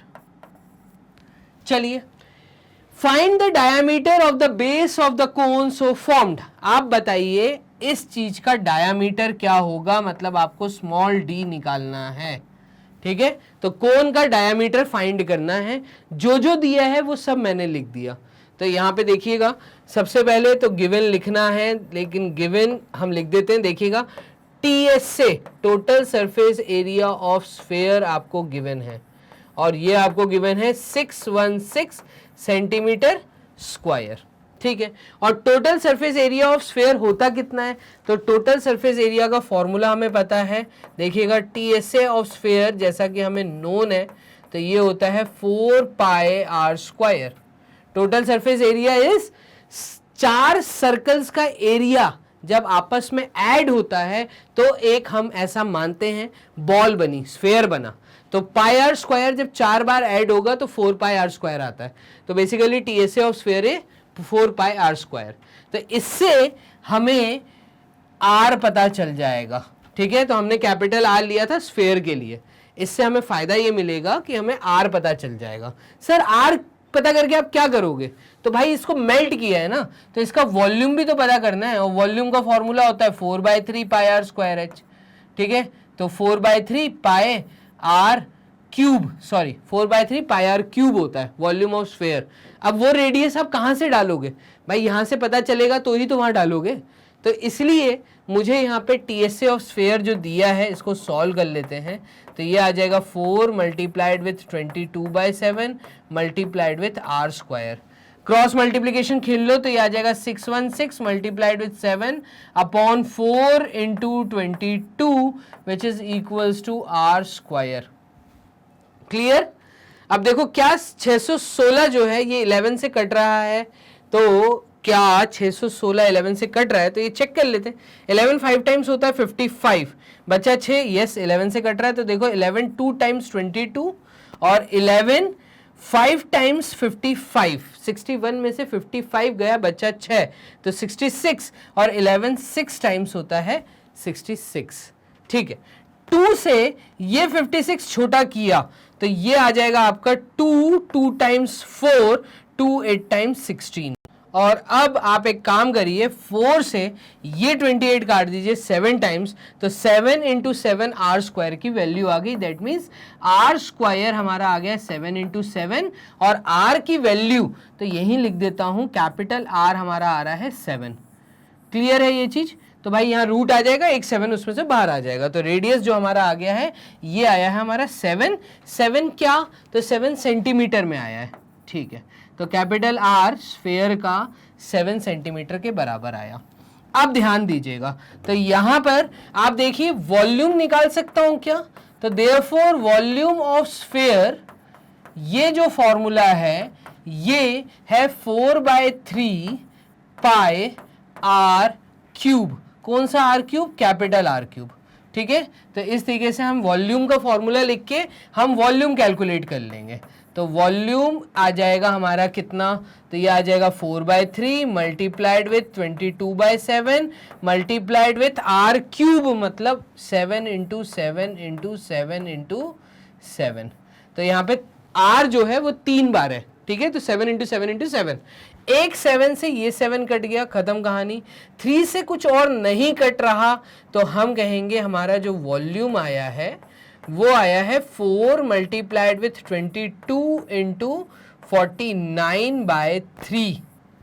ठीक है, सेंटीमीटर क्यूब। इसको एक काम करते हैं, ये वॉल्यूम ऑफ स्फीयर है तो इसको एक बॉक्स में डाल देते हैं। अब ध्यान से देखिएगा, volume of sphere volume of कोन के बराबर होगा, तो हम ऐसा बोल सकते हैं कि वॉल्यूम ऑफ स्फीयर, क्योंकि इसको मेल्ट किया है और इसी से कोन बना है, तो ये वॉल्यूम ऑफ कोन के बराबर होगा। तो इसका मतलब वॉल्यूम ऑफ स्फीयर मतलब 4 इंटू 22 इंटू 7 इंटू 7 बाय 3, ये इक्वल होगा वॉल्यूम ऑफ कोन के। और वॉल्यूम ऑफ कोन हमारा होता है कितना, तो ये होता है 1/3 पाई आर स्क्वायर एच।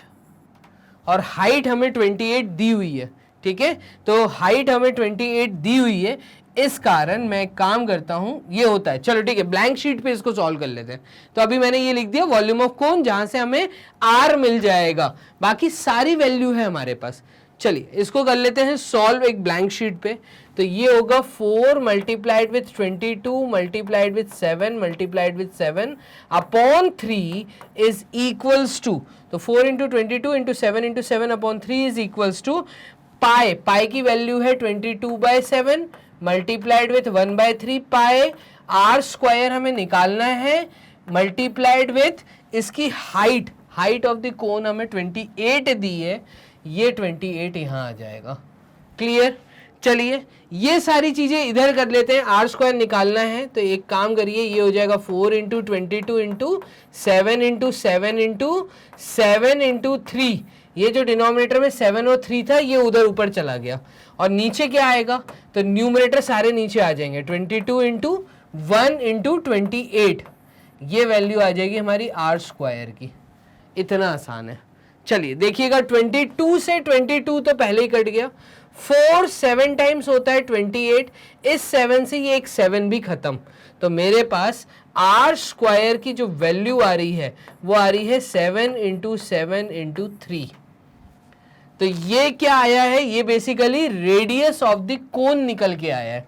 तो रेडियस ऑफ द कोन, इसका अगर रूट कर दूंगा तो ये रूट के अंदर आ जाएगा 7 इंटू 7 इंटू 3, और 3 का पेयर कंप्लीट नहीं हो रहा, तो एक 7 का पेयर कंप्लीट हो रहा है, ये 7 बार आ गया, 7√3 सेंटीमीटर, ये आपका स्मॉल आर निकल के आ रहा है। तो small R, radius of the cone, small R हमारा निकल के आ गया, और वो निकल के आया है 7√3 सेंटीमीटर। हमें निकालना था डायामीटर, तो डायामीटर ऑफ द कोन ये होता है 2 टाइम्स ऑफ आर, और डायामीटर हमारा निकल के आ जाएगा 2 मल्टीप्लाइड विथ 7√3, और ये डायामीटर हमारा आ गया 2 इंटू 7 इज 14√3 सेंटीमीटर, ये डाया है। खत्म कहानी, ऐसे ही चीज़ों को सॉल्व करना है, वो सब चीज़ें मैं आपको सॉल्व करके बता रहा हूँ यहाँ पे। तो ये इंपॉर्टेंट क्वेश्चन था, एकदम मैं कहूँगा स्कूल एग्जाम में अगर ज़्यादा मार्क्स में यहाँ से कुछ आने को दिखता है मेल्टिंग वाले पार्ट में से, तो एकदम ये सवाल हो सकता है। 5 क्वेश्चन के बाद हम मूव करते हैं क्वेश्चन नंबर 6 की तरफ। तो क्वेश्चन नंबर 6 क्या कह रहा है, इसको भी कर देते हैं क्लियर। क्वेश्चन नंबर 6 देख लेते हैं। 6th क्वेश्चन कह रहा है a solid metallic sphere of radius 5.6 centimetre, radius कितना है 5.6 सेंटीमीटर, ठीक है, इज मेल्टेड, उसको मेल्ट किया गया है और सॉलिड कोन बनाया गया है, इससे सॉलिड कोन बनाया गया है, जिसका मैं स्मॉल आर ले लेता हूं, कोन ऑफ द रेडियस, ठीक है, एंड हाइट स्मॉल एच ले लेते हैं, height small H is the height of the cone. Are made, find the number of such cones formed, अभी हमने किया पीछे, तो जल्दी से अब मैं बहुत सारी कहानी ना लिखते हुए अब मैं डायरेक्ट आपको सॉल्व करके दिखाता हूं। देखो वॉल्यूम ऑफ स्फीयर, तो वॉल्यूम ऑफ स्फीयर ये समझ आ गया कि मेल्ट किया है इसलिए वॉल्यूम की बात हो रही है। तो वॉल्यूम ऑफ स्फीयर कितने कोन बने, तो n नंबर ऑफ कोन बने, और उन सब का, सब कोन का मिला के जो वॉल्यूम होगा वही वॉल्यूम ऑफ स्फीयर के बराबर होगा। तो मैं ऐसा कहूंगा volume of 1 cone into n number of cones जब मैं करूंगा तो वॉल्यूम ऑफ स्फीयर के बराबर आएगा।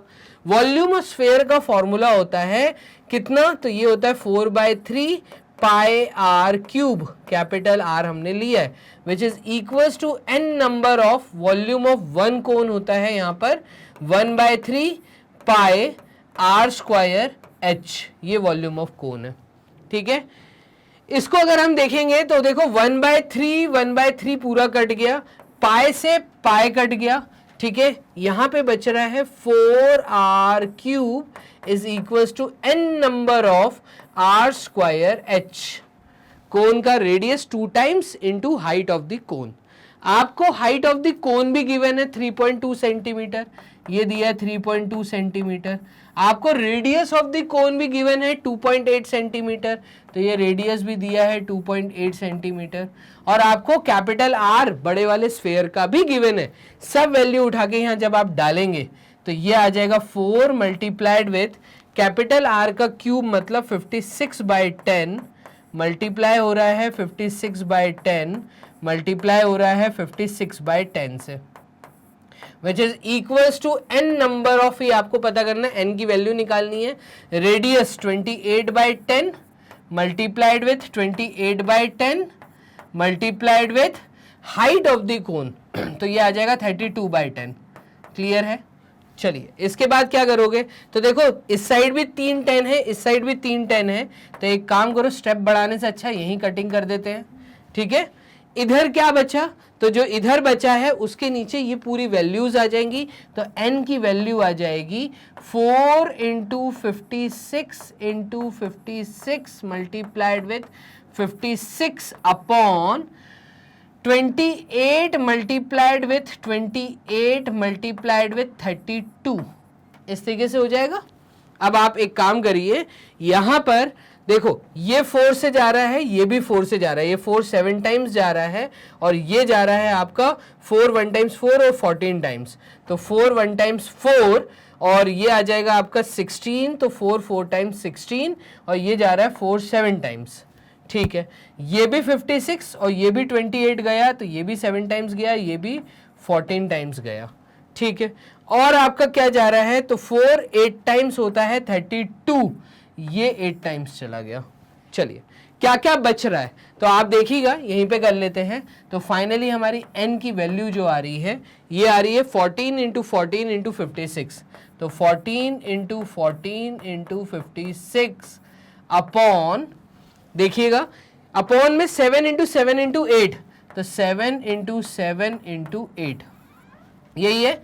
तो 7 से 14 गया 2 टाइम्स, 7 से 14 गया 2 टाइम्स, 2 इंटू 2 4 होता है, तो 4 इंटू 2 होता है 8, और 2 से ये 56 गया, तो n की वैल्यू आ रही है 2 2 टाइम्स 4 2 8 टाइम्स 16। कितने कोण बनेंगे? 28 कोण बनेंगे। इतना आसान क्वेश्चन था। ठीक है, और इस वैरायटी को एक बार अभी हम कर भी चुके हैं। बोर्ड कर लेते हैं क्लियर। क्वेश्चन नंबर 7 देख लेते हैं। नेक्स्ट क्वेश्चन कह रहा है a cylindrical pipe has inner diameter of 7 centimetre and water flows through it at 192.5 litre. अब देखो हम लोग मेल्टिंग वाले 5 क्वेश्चन कर चुके हैं, 6 क्वेश्चन कर चुके हैं। अब हम स्विच ओवर कर रहे हैं, स्पीड डिस्टेंस एंड टाइम की वैरायटी कैसी आती है। तो स्पीड डिस्टेंस एंड टाइम वाली वैरायटी का क्वेश्चन देखिएगा। ये है क्वेश्चन नंबर 7, जो कि कह रहा है एक सिलेंड्रिकल पाइप है जिसका अंदर का डायामीटर 7 सेंटीमीटर है, इनर डायामीटर 7 सेंटीमीटर है, and water flows through it at 192.5 litres per minute. हर एक मिनट में इतना लीटर पानी गिरता है, मतलब उसमें से फ्लो होता है। तो find the rate of flow in kilometres per hour. Litre पर मिनट दिया है, आपको जवाब देना है किलोमीटर्स पर आवर के अंदर। 3 मार्क्स का सवाल, इंपॉर्टेंट क्वेश्चन। मैं कहूंगा कि पिछले साल के पेपर्स में भी कहीं ना कहीं देखने को आपको मिल जाएगा। ठीक है, देखिएगा इस तरह के सवाल को कैसे करना है।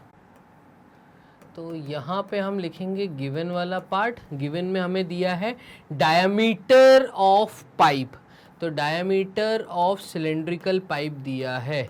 तो डायमीटर ऑफ सिलेंडर कितना दिया है हमें, तो ये हमें इन्होंने दिया है 7 सेंटीमीटर। दैट मीन्स क्या मैं ऐसा बोल सकता हूँ कि रेडियस जो है, रेडियस ऑफ सिलेंडर जो है ये 7/2 सेंटीमीटर है। ठीक है, इसको ऐसे ही छोड़ देते हैं। तो radius of the cylinder 7/2 centimetre है and water flows through it at इतना लीटर्स पर मिनट। तो वाटर का फ्लो दिया है ना, तो water flows in 1 minute. 1 minute में कितना पानी फ्लो हो रहा है, तो 1 मिनट में 192.5 लीटर बह रहा है। ये चीज इन्होंने दी है। तो अगर हमें जवाब देना है किलोमीटर्स पर आवर के अंदर, तो पहली बात तो हमें ये मिनट को आवर में चेंज करना पड़ेगा। इसका मतलब क्या, ऐसा मैं बोल सकता हूं कि लेट वाटर फ्लोज, ऐसा हम बोल देते हैं, let water flows in 60 minute, क्योंकि 60 मिनट जो है वो 1 घंटे के बराबर होंगे। अगर 1 मिनट में इतना लीटर पानी बह रहा है तो 60 मिनट में क्या मैं बोल सकता हूं 192.5 इंटू 60 लीटर पानी फ्लो होगा। इसमें कोई दिक्कत नहीं है, तो इतना लीटर पानी फ्लो होगा। ठीक है, ये क्लियर हो गया। तो ये हमने सपोज किया कि let water flows in 60 minute इतना। अगर 60 मिनट में इतना हो रहा है तो therefore we can say that, we can also say कि water flows in 1 hour, water flows in 1 hour is equals to 192.5 into 60 litre, ये L है। ठीक है, अब बात को समझना, मुझे और क्या दिया है, तो मुझे जो सिलेंडर का डायामीटर दिया है वो सेंटीमीटर में दिया है। अब देखो सिलेंडर का अगर मुझे डायामीटर सेंटीमीटर में दिया है, दैट मीन्स रेडियस मैंने कहा था 7/2 सेंटीमीटर होगा, ऐसे ही मैंने कहा था। तो सेंटीमीटर में क्योंकि वैल्यू दी है और यहाँ पे वैल्यू हमें लीटर्स में दी है, तो हम लीटर को भी, ये एक मिला के कुल मिला के वॉल्यूम है जितना पानी बह रहा है, तो 1 घंटे में कितना पानी बह रहा है वो लीटर्स में दिया है। क्या हम उसको सेंटीमीटर में क्यूब में, सेंटीमीटर क्यूब में चेंज कर सकते हैं? तो हमें ये भी पता है कि एज वी नो, हमें ये भी पता है कि 1 लीटर जो है वो क्योंकि 1000 सेंटीमीटर क्यूब के बराबर होता है, क्योंकि 1 लीटर 1000 सेंटीमीटर क्यूब के बराबर होता है, तो therefore volume flow in 1 hour हम कह सकते हैं 192.5 इंटू 60 इंटू 1000 सेंटीमीटर क्यूब। आपने क्या किया, वैल्यूज को बदल दिया, किसमें, सेंटीमीटर क्यूब में। तो यहां पे कुल मिला के, क्योंकि डायमीटर मुझे सेंटीमीटर्स में दिया था और यहां वाला जो यूनिट फ्लो का वॉल्यूम दिया था वो लीटर में दिया था, तो हमने उसको सेंटीमीटर क्यूब में कर लिया। अब हमने ये देखा कि 1 घंटे में अगर इतना वॉल्यूम बह रहा है तो 192.5 इंटू 60 इंटू 1000 सेंटीमीटर क्यूब बह रहा है, तो वॉल्यूम एक्चुअल में सिलेंडर का होता क्या है? तो आप कहेंगे सर ये होता है πr²h, यही होता है। ठीक है, रेडियस भी दिया है मुझे पाइप का, देखना डायामीटर जो दिया था इन्होंने, ये जो रेडियस था ये 7/2 सेंटीमीटर है। तो क्या मैं इस चीज को ऐसा लिख सकता हूं कि 192.5 into 60 into 1000 is equals to 22/7 multiplied with 7/2 multiplied with 7/2 multiplied with h। यहां से मुझे एक h मिलेगा।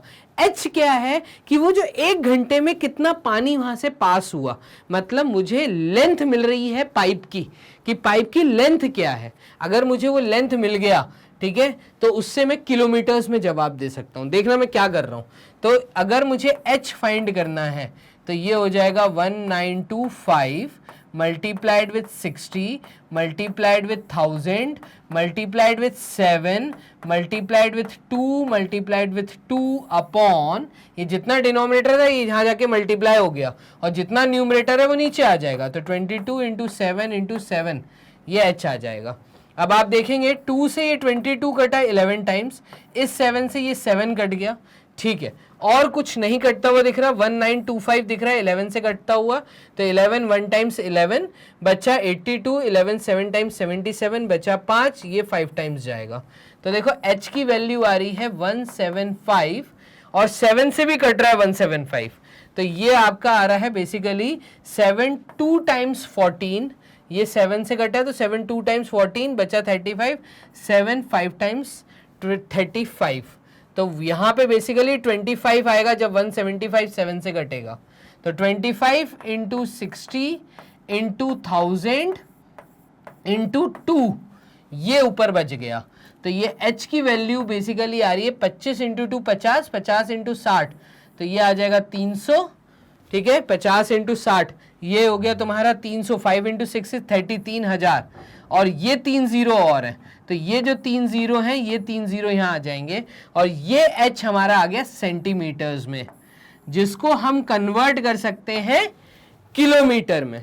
तो हम कहेंगे कि 1 घंटे में जो पानी फ्लो हो रहा है वो इतना सेंटीमीटर पानी बह रहा है। मुझे जवाब देना था 1 घंटे में कितना किलोमीटर पानी बह रहा है, तो मैं बेसिकली सेंटीमीटर को किलोमीटर में चेंज करूंगा।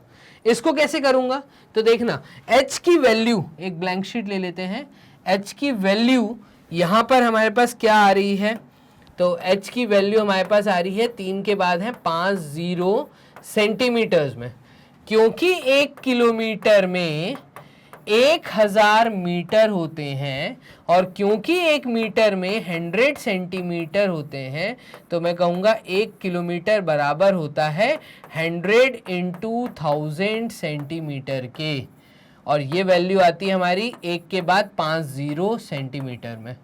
तो इस केस में मैं यहाँ पे कहूँगा कि जो h है, अगर आप इसको किलोमीटर में चेंज करते हैं तो ये 50 तो ऊपर है, डिवाइडेड बाय ये 50 नीचे आएंगे, और ये वैल्यू किलोमीटर में चेंज हो जाएगी, क्योंकि 1 किलोमीटर में इतने सेंटीमीटर होते हैं, तो दैट मीन्स 1 सेंटीमीटर जो बराबर होता है वो 1 बाय 1 2 3 4 5 किलोमीटर के बराबर होता है। ऐसे ही होता है ना, तो यही चीज हमने यहाँ लिखी है। अब देखो 50 से ये 50 कट गए, तो h की वैल्यू आ गई 3 किलोमीटर। हम क्या ऐसा बोल सकते हैं कि ये जो लेंथ आई है पाइप की, जो हाइट आई है पाइप की, ये 3 किलोमीटर आई है, मतलब 1 घंटे में जो पानी फ्लो हो रहा है, तो therefore 3 kilometre flow in 1 hour. और यही तो हमसे पूछा था कि पर आवर कितना, तो किलोमीटर्स पर आवर, तो हमारा आंसर आया 3 किलोमीटर पर आवर। खत्म कहानी। इतना आसान क्वेश्चन, क्वेश्चन नंबर 7 था आप लोगों के सामने।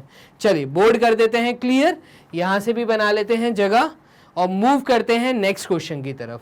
तो नेक्स्ट क्वेश्चन है हमारा क्वेश्चन नंबर 8। ये क्या बोल रहा है, इसको भी देखो। Water is flowing at the rate of 3 km per hour through a circular pipe of 20 centimeter internal diameter। ठीक है, तो यहाँ पे ये ऐसा बोलना चाह रहा है कि एक पाइप से पानी निकल रहा है जिसका आपको इंटरनल डायामीटर पता है। इंटरनल डायामीटर में ऐसा बोल दूँ, यहाँ पर मुझे कैपिटल D जो दिया है वो दिया है 20 सेंटीमीटर, तो यहाँ से हमें कैपिटल R मिल जाएगा, वो मिलेगा 20/2, मतलब कि 10 सेंटीमीटर का। ठीक है, into a circular system of diameter 10 metre, और जो पानी यहाँ से निकल रहा है वो बेसिकली एक सर्कुलर सिस्टम में गिर रहा है। दैट मीन्स जिस सिलेंडर में गिर रहा है वो सिलेंडर है, मतलब जिस सिस्टम टैंक में गिर रहा है वो सिलेंडर शेप का है, ऑफ डायमीटर 10 मीटर। इसका जो डाया दिया है वो बेसिकली आपको 10 मीटर दिया है, तो मैं कह रहा हूँ स्मॉल r जो दिया है वो 5 सेंटीमीटर दिया है। ऐसे बोल सकते हैं 10/2 मतलब 5 सेंटीमीटर, 5 मीटर। अच्छा, ये मीटर में दिया है। चलिए, यहाँ पर चीज मीटर में दी है और वहां पे सेंटीमीटर में दिया है। एंड डेप्थ 2 मीटर, और जिस टैंकी में गिर रहा है वो पानी की जो टैंकी की डेप्थ है वो डेप्थ हमें दी हुई है, कितनी दी है, 2 मीटर की डेप्थ दी है। ठीक है, in how much time will the cistern be filled. आप बताइए, ये जिस टैंकी में पानी गिर रहा है कितना समय लगेगा इस टैंक को फिल होने में। तो हम एक काम करते हैं, यहाँ लिख लेते हैं। देखिए, सबसे पहले लिख लेते हैं सॉल्यूशन, और फिर उसके बाद हम इसको करते हैं सॉल्व। तो क्या मैं ऐसा बोल सकता हूं, रेडियस ऑफ पाइप, तो रेडियस ऑफ पाइप जिसमें से पानी फ्लो हो रहा है is equals to capital R, और कैपिटल R की वैल्यू हो जाएगी 20/2 मतलब 10 सेंटीमीटर। ऊपर वाली वैल्यूज हमें सेंटीमीटर में दी हैं। ठीक है, तो radius of the pipe 10 centimetre हो गया।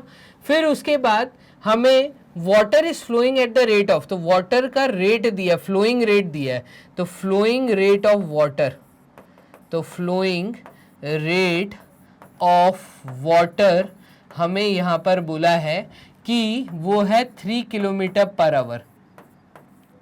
इसका मतलब क्या मैं ऐसा बोल सकता हूं कि volume of water flow from pipe, जो पाइप से फ्लो हो रहा है, कितना पानी फ्लो हो रहा है इन 1 आवर, 1 घंटे में कितना पानी निकल रहा है।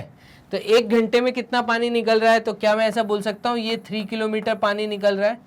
तो volume of water flow from pipe in 1 hour is equals to 3 kilometre के आसपास ये पानी बाहर निकल रहा है। तो ऐसा हम ऐसा बोल सकते हैं कि 1 घंटे में इतनी डेप्थ अगर बन रही है तो वॉल्यूम ना बोलते हुए हम बोल देंगे कि डेप्थ ऑफ द वाटर या the water flow from pipe in 1 hour हमें दिया है। इसी चीज को फ्लोइंग रेट ऑफ वाटर को हम बोल सकते हैं water flow from pipe in 1 hour is 3 kilometre.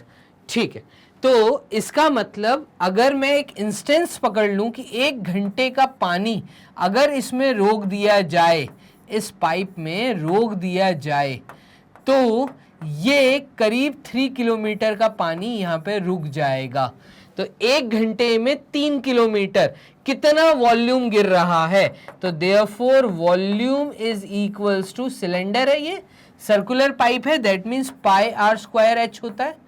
तो पाई आर स्क्वायर एच का मतलब यहाँ पर हम पाई ही रहने देते हैं, मल्टीप्लाइड विथ रेडियस हमें दिया है 10, तो 10 इंटू 10 इंटू हाइट, हाइट हो जाएगी 3 किलोमीटर।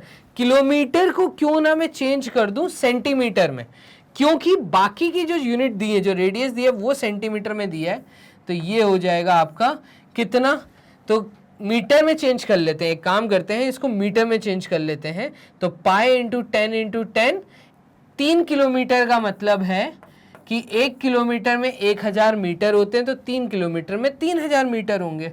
तो ठीक है, इसको हमने मीटर में कर लिया, लेकिन सर 10 सेंटीमीटर दिया है यहाँ, तो 10 सेंटीमीटर दिया हुआ है, तो ये बेसिकली मुझे ऐसा लगता है मीटर में होना चाहिए था। अगर सेंटीमीटर में दिया है तो इसको भी चेंज कर लो मीटर में। तो देखो ये हो जाएगा आपका 1 मीटर में, क्योंकि 100 सेंटीमीटर होते हैं, तो दैट मीन्स 1 सेंटीमीटर जो बराबर होता है ये होता है 1/100 के। ठीक है, तो 100 मीटर के, अगर इस यूनिट को भी मैंने मीटर में चेंज किया तो 10 सेंटीमीटर जो है वो 1/10 मीटर के बराबर आ जाएगा। तो यहाँ पे ये आ जाएगा 1/10 मल्टीप्लाइड विथ 1/10, 2 जीरो यहाँ के 2 जीरो से कट गए, तो ये जवाब आ रहा है हमारा 30 पाई। मीटर में हमने चेंज किया था, तो मीटर क्यूब में आपका वॉल्यूम आएगा जो फ्लो हो रहा है, तो वॉल्यूम ऑफ वाटर फ्लो हमने निकाला। ठीक है, अब इसको हम डाल देते हैं एक बॉक्स में, और हम क्या कर सकते हैं, तो एक ब्लैंक शीट देखिएगा, इस ब्लैंक शीट पे हम लिख लेते हैं कि कितना पानी सिस्टर्न में भरेगा। तो वॉल्यूम ऑफ सिस्टर्न अगर मैं चेक करूं, तो वॉल्यूम ऑफ सिस्टर्न भी फॉर्मूला हम देंगे पाई आर स्क्वायर एच से। तो टैंकी का अगर सिस्टर्न देखें तो ये 5 और 2 दिया हाइट, और रेडियस 5 दिया है, तो रेडियस 5 दिया है, इसका मतलब 5 into 5 multiplied with height, height हमें दी है 2, तो हाइट दी है 2, ये आ जाएगी 2, तो 2 इंटू 5 इज 10, 10 इंटू 5 इज 50, ये हो जाएगा 50 पाई मीटर क्यूब। ये सारी यूनिट्स मीटर में थी, है ना, यहाँ पे हमने सिर्फ चेंजेस किया था, तो ये 30 पाई मीटर क्यूब आया। अब बात को समझिएगा, क्या मैं ऐसा बोल सकता हूं कि वॉल्यूम ऑफ सिस्टर्न, सिस्टर्न का जो वॉल्यूम है अपॉन, अगर मैं वॉल्यूम ऑफ वाटर फ्लो देखूं, ठीक है, तो ये हमें क्या जवाब दे रहा है, तो ये हमें दे रहा है कि 50 पाई, ठीक है, डिवाइडेड बाय 30 पाई, ये वैल्यू आएगी। सर ये क्या किया आपने, तो मैंने बेसिकली वॉल्यूम ऑफ सिस्टर्न जो कि 50 पाई हमारा निकला था, और वॉल्यूम ऑफ वाटर फ्लो ये 30 पाई है। कुछ समय इसको भी लगा होगा, जितना समय इसको लगा होगा पानी को निकलने में, उतना ही समय इसमें गिरने में लगा होगा, तो उसी समय के अंदर ये भी फिल हुआ होगा। तो कितना टाइम लगा, वो टाइम निकालने के लिए हमने एक रेशियो बना दिया। तो पाई से पाई कट गया, 0 से 0 कट गया, मेरा जवाब है 5/3 आवर्स। कितना समय लगा, तो 5/3 आवर्स। अब अगर आपको इसको चेंज करना है, किस में चेंज करना है, आपको इसको आवर्स और मिनट्स में चेंज करना है, तो 5 को आप डिवाइड करके देखो 3 से, तो देखो 3 1 टाइम्स 3, रिमाइंडर में बचा 2, तो दैट मीन्स यहाँ पर 1 5/3 आवर्स, 1 2/3 आवर्स आएगा, 1 2/3 आवर्स। और इसका मतलब क्या होता है, तो इसका मतलब ये होता है कि 1 आवर ठीक है, और कितने मिनट, तो 2/3 को अगर मैं मिनट्स में चेंज करूंगा तो 2/3 इंटू 60 कर दीजिए, तो ये हो जाएगा 20, मतलब 40 मिनट्स। ये हमारा जवाब है, खत्म कहानी। इतना आसान क्वेश्चन, 1 घंटा 40 मिनट लगेंगे एक सिस्टम को फिल होने में। क्लियर है? तो आपने वो निकाल लिया कैसे, volume of system divided by volume of water flow, कितना 1 घंटे में पानी निकला, ठीक है, पाइप से, और वो गिरा कितने समय के अंदर, तो वो निकालने के लिए हमने देखा volume of system upon volume of water flow. खत्म। ठीक है, चलिए बोर्ड कर लेते हैं क्लियर, मूव करते हैं क्वेश्चन नंबर 9 की तरफ। तो 9th सवाल क्या कह रहा है, इसको भी देख लीजिए। 9th क्वेश्चन हमें कह रहा है water is flowing at the rate of 7 meters per second through a circular pipe whose internal diameter is 2 centimeter। अब ये कह रहा है कि water is flowing at the rate of 7 meters per second, हर एक सेकेंड में water flow दिया हुआ है, तो water flowing in 1 second is equals to 7 meters through a circular pipe whose internal diameter is 2 centimeter। तो diameter of pipe हमें दिया है, diameter of pipe हमें दिया है, और ये हमें दिया है 2 सेंटीमीटर का। तो that means radius of pipe हमारा कितना आएगा, तो यहाँ पे radius of pipe हमारा निकल के आ जाएगा 2/2, मतलब 1 सेंटीमीटर। ठीक है, into a cylindrical tank the radius of whose base is 40 centimetre. अब जो पानी गिर रहा है वो एक सिलेंड्रिकल टैंक के अंदर गिर रहा है जिसका रेडियस आपको दिया हुआ है, और रेडियस दिया है 40 सेंटीमीटर का, तो आर दिया है आपको 40 centimetre. Determine the increase in the water level in half an hour. आप बताइए आधे घंटे के अंदर इसमें कितना पानी फिल हो जाएगा, ये चीज समझ आ रही है?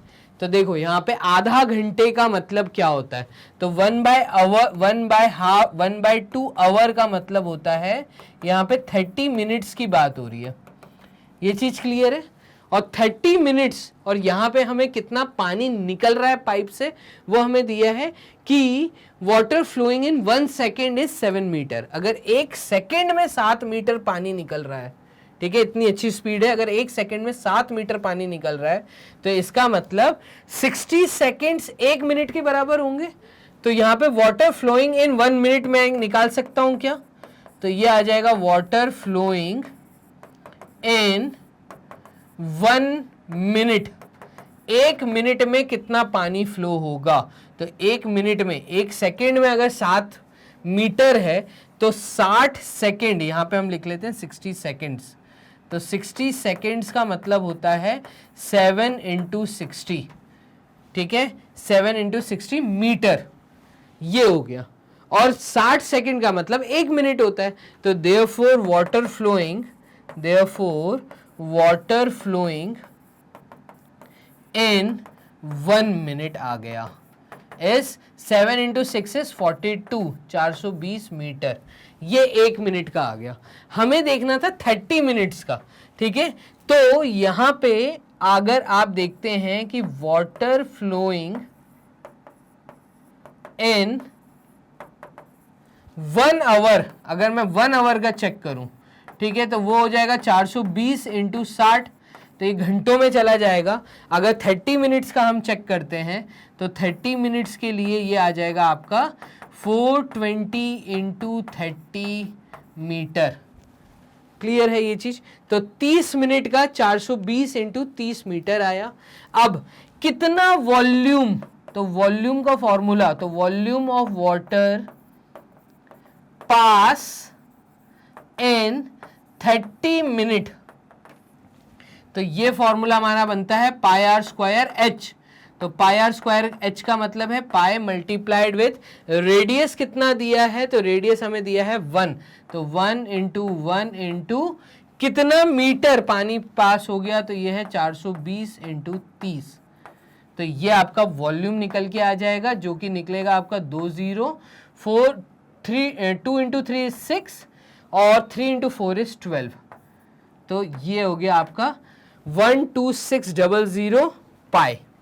ठीक है, ये वैल्यू हमारी आ जाएगी, कौन सी? ये वैल्यू आएगी जो वॉल्यूम पास हुआ है 30 मिनट के अंदर।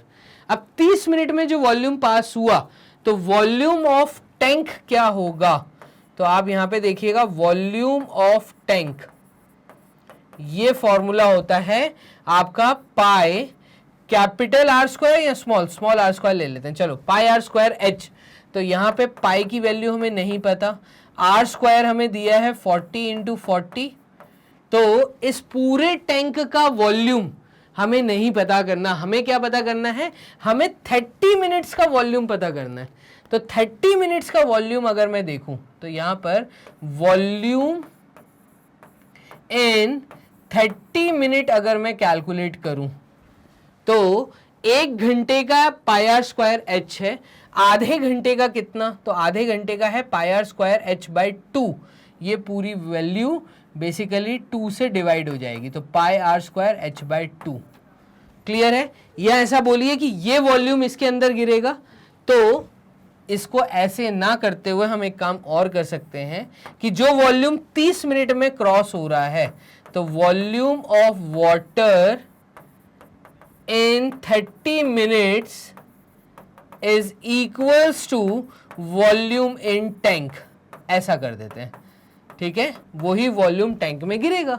तो volume of water in 30 minute है 12600 पाई, तो 12600 pi is equals to volume in tank है आपका pi multiplied with R square, मतलब 40 इंटू 40 मल्टीप्लाइड विथ एच, कितना हाइट आएगा, पानी कितनी हाइट तक जाएगा, तो ये हाइट कैलकुलेट हो जाएगी आपकी, पाई से पाई कट गया और 12600 डिवाइडेड बाय 40 इंटू 40, ये आपको h की वैल्यू दे देगा। लेकिन एक चीज है यहाँ पर, वो ये है कि भाई अभी ऊपर नीचे नहीं काट सकते। क्यों नहीं काट सकते सर? क्योंकि भाई पाई से पाई तो काट लिया, वो ठीक है, वो दोनों साइड पे था कॉमन, लेकिन जो 12600 है ना, ये 40 और 40 मुझे यहाँ सेंटीमीटर दिख रहा है, और याद आया ये जो 12600 था ये मीटर्स में चल रही थी कहानी। तो देखो ये water flowing in 1 minute metre में था, फिर इन 30 मिनट अगेन मीटर में था, तो मीटर को भी तो सेंटीमीटर में चेंज करना पड़ेगा। एक काम करो, h अब यहाँ पर हो जाएगा 12600 डिवाइडेड बाय 100, ठीक है, तो ये आपका आ गया अपॉन 40 मल्टीप्लाइड विथ 40, ये आपको h की वैल्यू देगा। तो 2 0 से 2 0 ये कट गए, 4 से ये पूरा काट दीजिए, तो क्या आएगा ये भाई 4 से काटने पे, तो ये आ रहा है 4 3 टाइम्स 12, 4 1 टाइम्स 4 बच्चा 20, 4 5 टाइम्स 20 एंड 0, तो 3150 अब 4 से डिवाइड होगा, तो ये डिवाइड होगा, h की वैल्यू कितनी आएगी, तो 4 7 टाइम्स 28 बचा कितना 29 30 31 35 बचा, 4 8 टाइम्स 32 बचा 3 30, 4 30 बचा, तो 4 7 टाइम्स अगेन 28 बचा 2.5 आएगा। तो मैं कहूँगा h की वैल्यू सेंटीमीटर में 787.5 सेंटीमीटर आएगी। यूनिट की गलती करते हुए मत जाइएगा, यूनिट जो है बहुत ध्यान रख के सॉल्व करिएगा। तो 9 क्वेश्चन हमने देख लिए हैं। अब इस वीडियो में जो हम कर रहे हैं melting, speed, distance and time के क्वेश्चंस, तो मैंने आपको मेल्टिंग रिलेटेड 6 क्वेश्चन कराए थे, ठीक है, और स्पीड, डिस्टेंस एंड टाइम तक यहाँ तक आपको 9 क्वेश्चन कराए। एक क्वेश्चन और यहाँ का पिक कर लेते हैं। तो एक काम करते हैं, इस वीडियो में हम लोग पिक करते हैं सिर्फ 10 क्वेश्चंस को। ये क्वेश्चन और देख लेते हैं क्या दिया है। तो water is flowing at the rate of 5 kilometre per hour through a pipe of diameter 14 centimetre. 1 घंटे में 5 किलोमीटर पानी बह रहा है। तो वाटर फ्लो आपको दिया है, वाटर फ्लो इन 1 आवर, तो 1 घंटे में 5 किलोमीटर पानी बह रहा है through a pipe of diameter 14 centimetre. Pipe का डाया दिया है, तो पाइप का डायामीटर आपको दिया हुआ है, सिमिलर क्वेश्चन है, 14 सेंटीमीटर का दिया हुआ है, तो यहाँ से आप रेडियस निकाल सकते हैं। देयरफॉर रेडियस ऑफ पाइप ये आपका आ जाएगा कितना, 14/2 मतलब 7 सेंटीमीटर। तो रेडियस ऑफ पाइप 7 सेंटीमीटर, 1 घंटे में 5 किलोमीटर पानी उसमें से निकल रहा है, into a rectangular tank which is 50 metre long and 44 metre wide.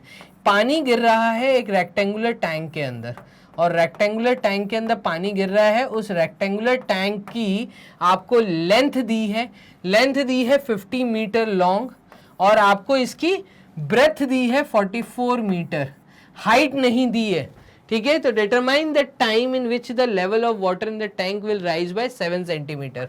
7 centimetre का राइज होना चाहिए, 7 सेंटीमीटर का राइज। अब देखो यहाँ पे चीजें दी हैं मीटर्स में, ये सेंटीमीटर में दी है। तो एक काम करो, पूरी यूनिट्स को आप यहाँ तो सेंटीमीटर में यहाँ कन्वर्ट कर दो, और यहाँ पे भी हमारी चीज जो है वो सेंटीमीटर में ही चल रही है।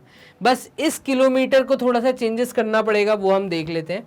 तो एक काम करिए, यहाँ पे मीटर है, यहाँ मीटर है, यहाँ सेंटीमीटर है, और आपकी जो पाइप का डायामीटर दिया है वो भी सेंटीमीटर दिया है। एक काम करते हैं, सारी चीजें मीटर में ले लेते हैं, ठीक है।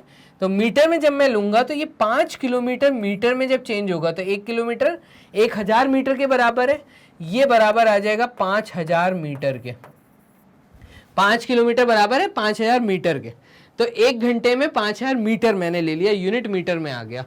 रेडियस ऑफ पाइप जो 7 सेंटीमीटर में था, तो 7 सेंटीमीटर में था, 1 सेंटीमीटर में होता है 1/100, तो ये हो जाएगा 7/100 मीटर।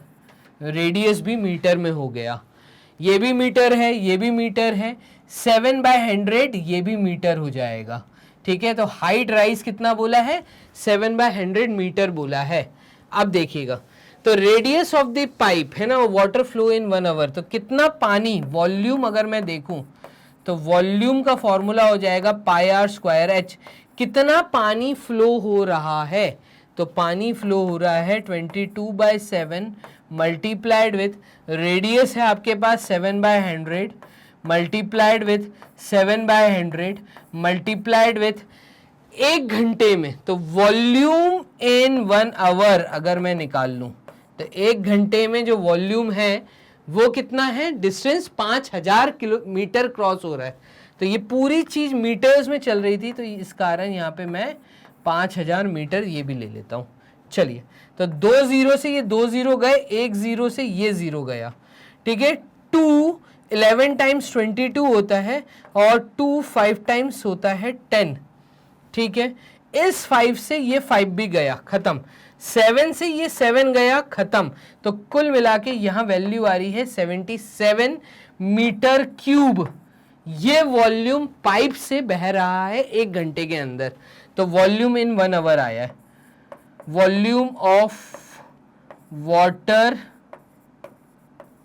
इन 1 आवर, 1 घंटे में अगर मैंने पानी को पाइप में रोक लिया तो कितना पानी है, 77 मीटर क्यूब पानी है।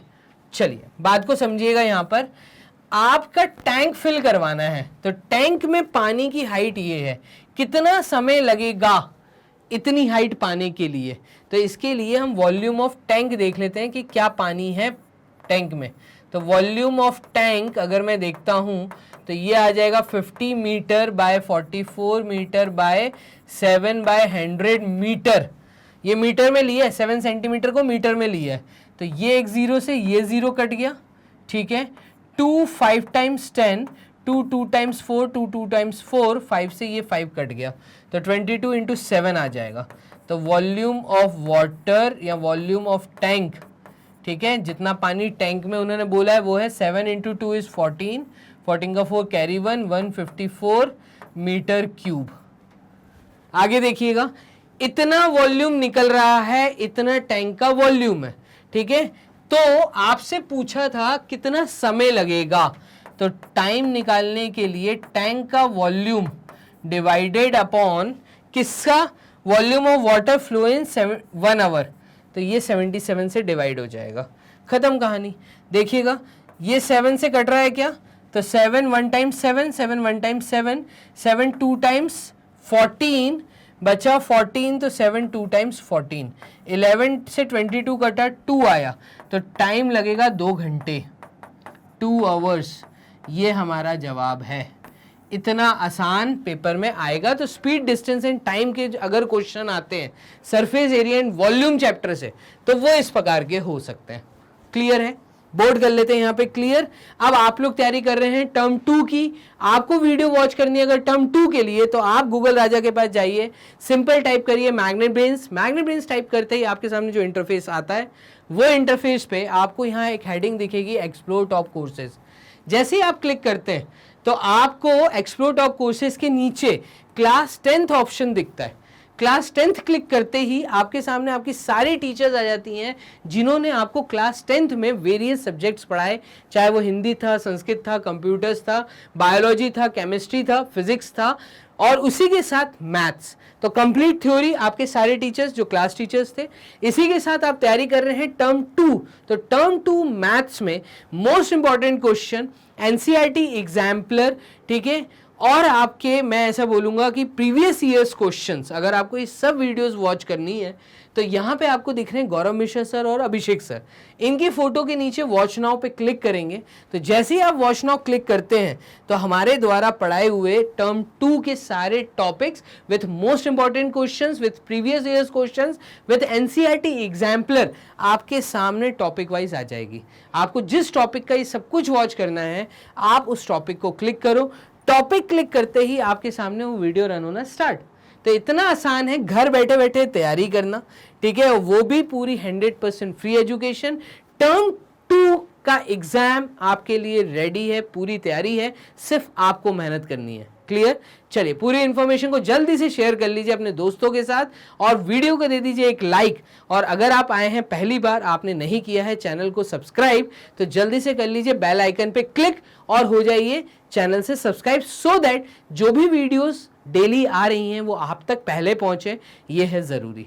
चलिए मिलते हैं एक नए टॉपिक में, तब तक के लिए अपना ध्यान रखिए। Bye and take care.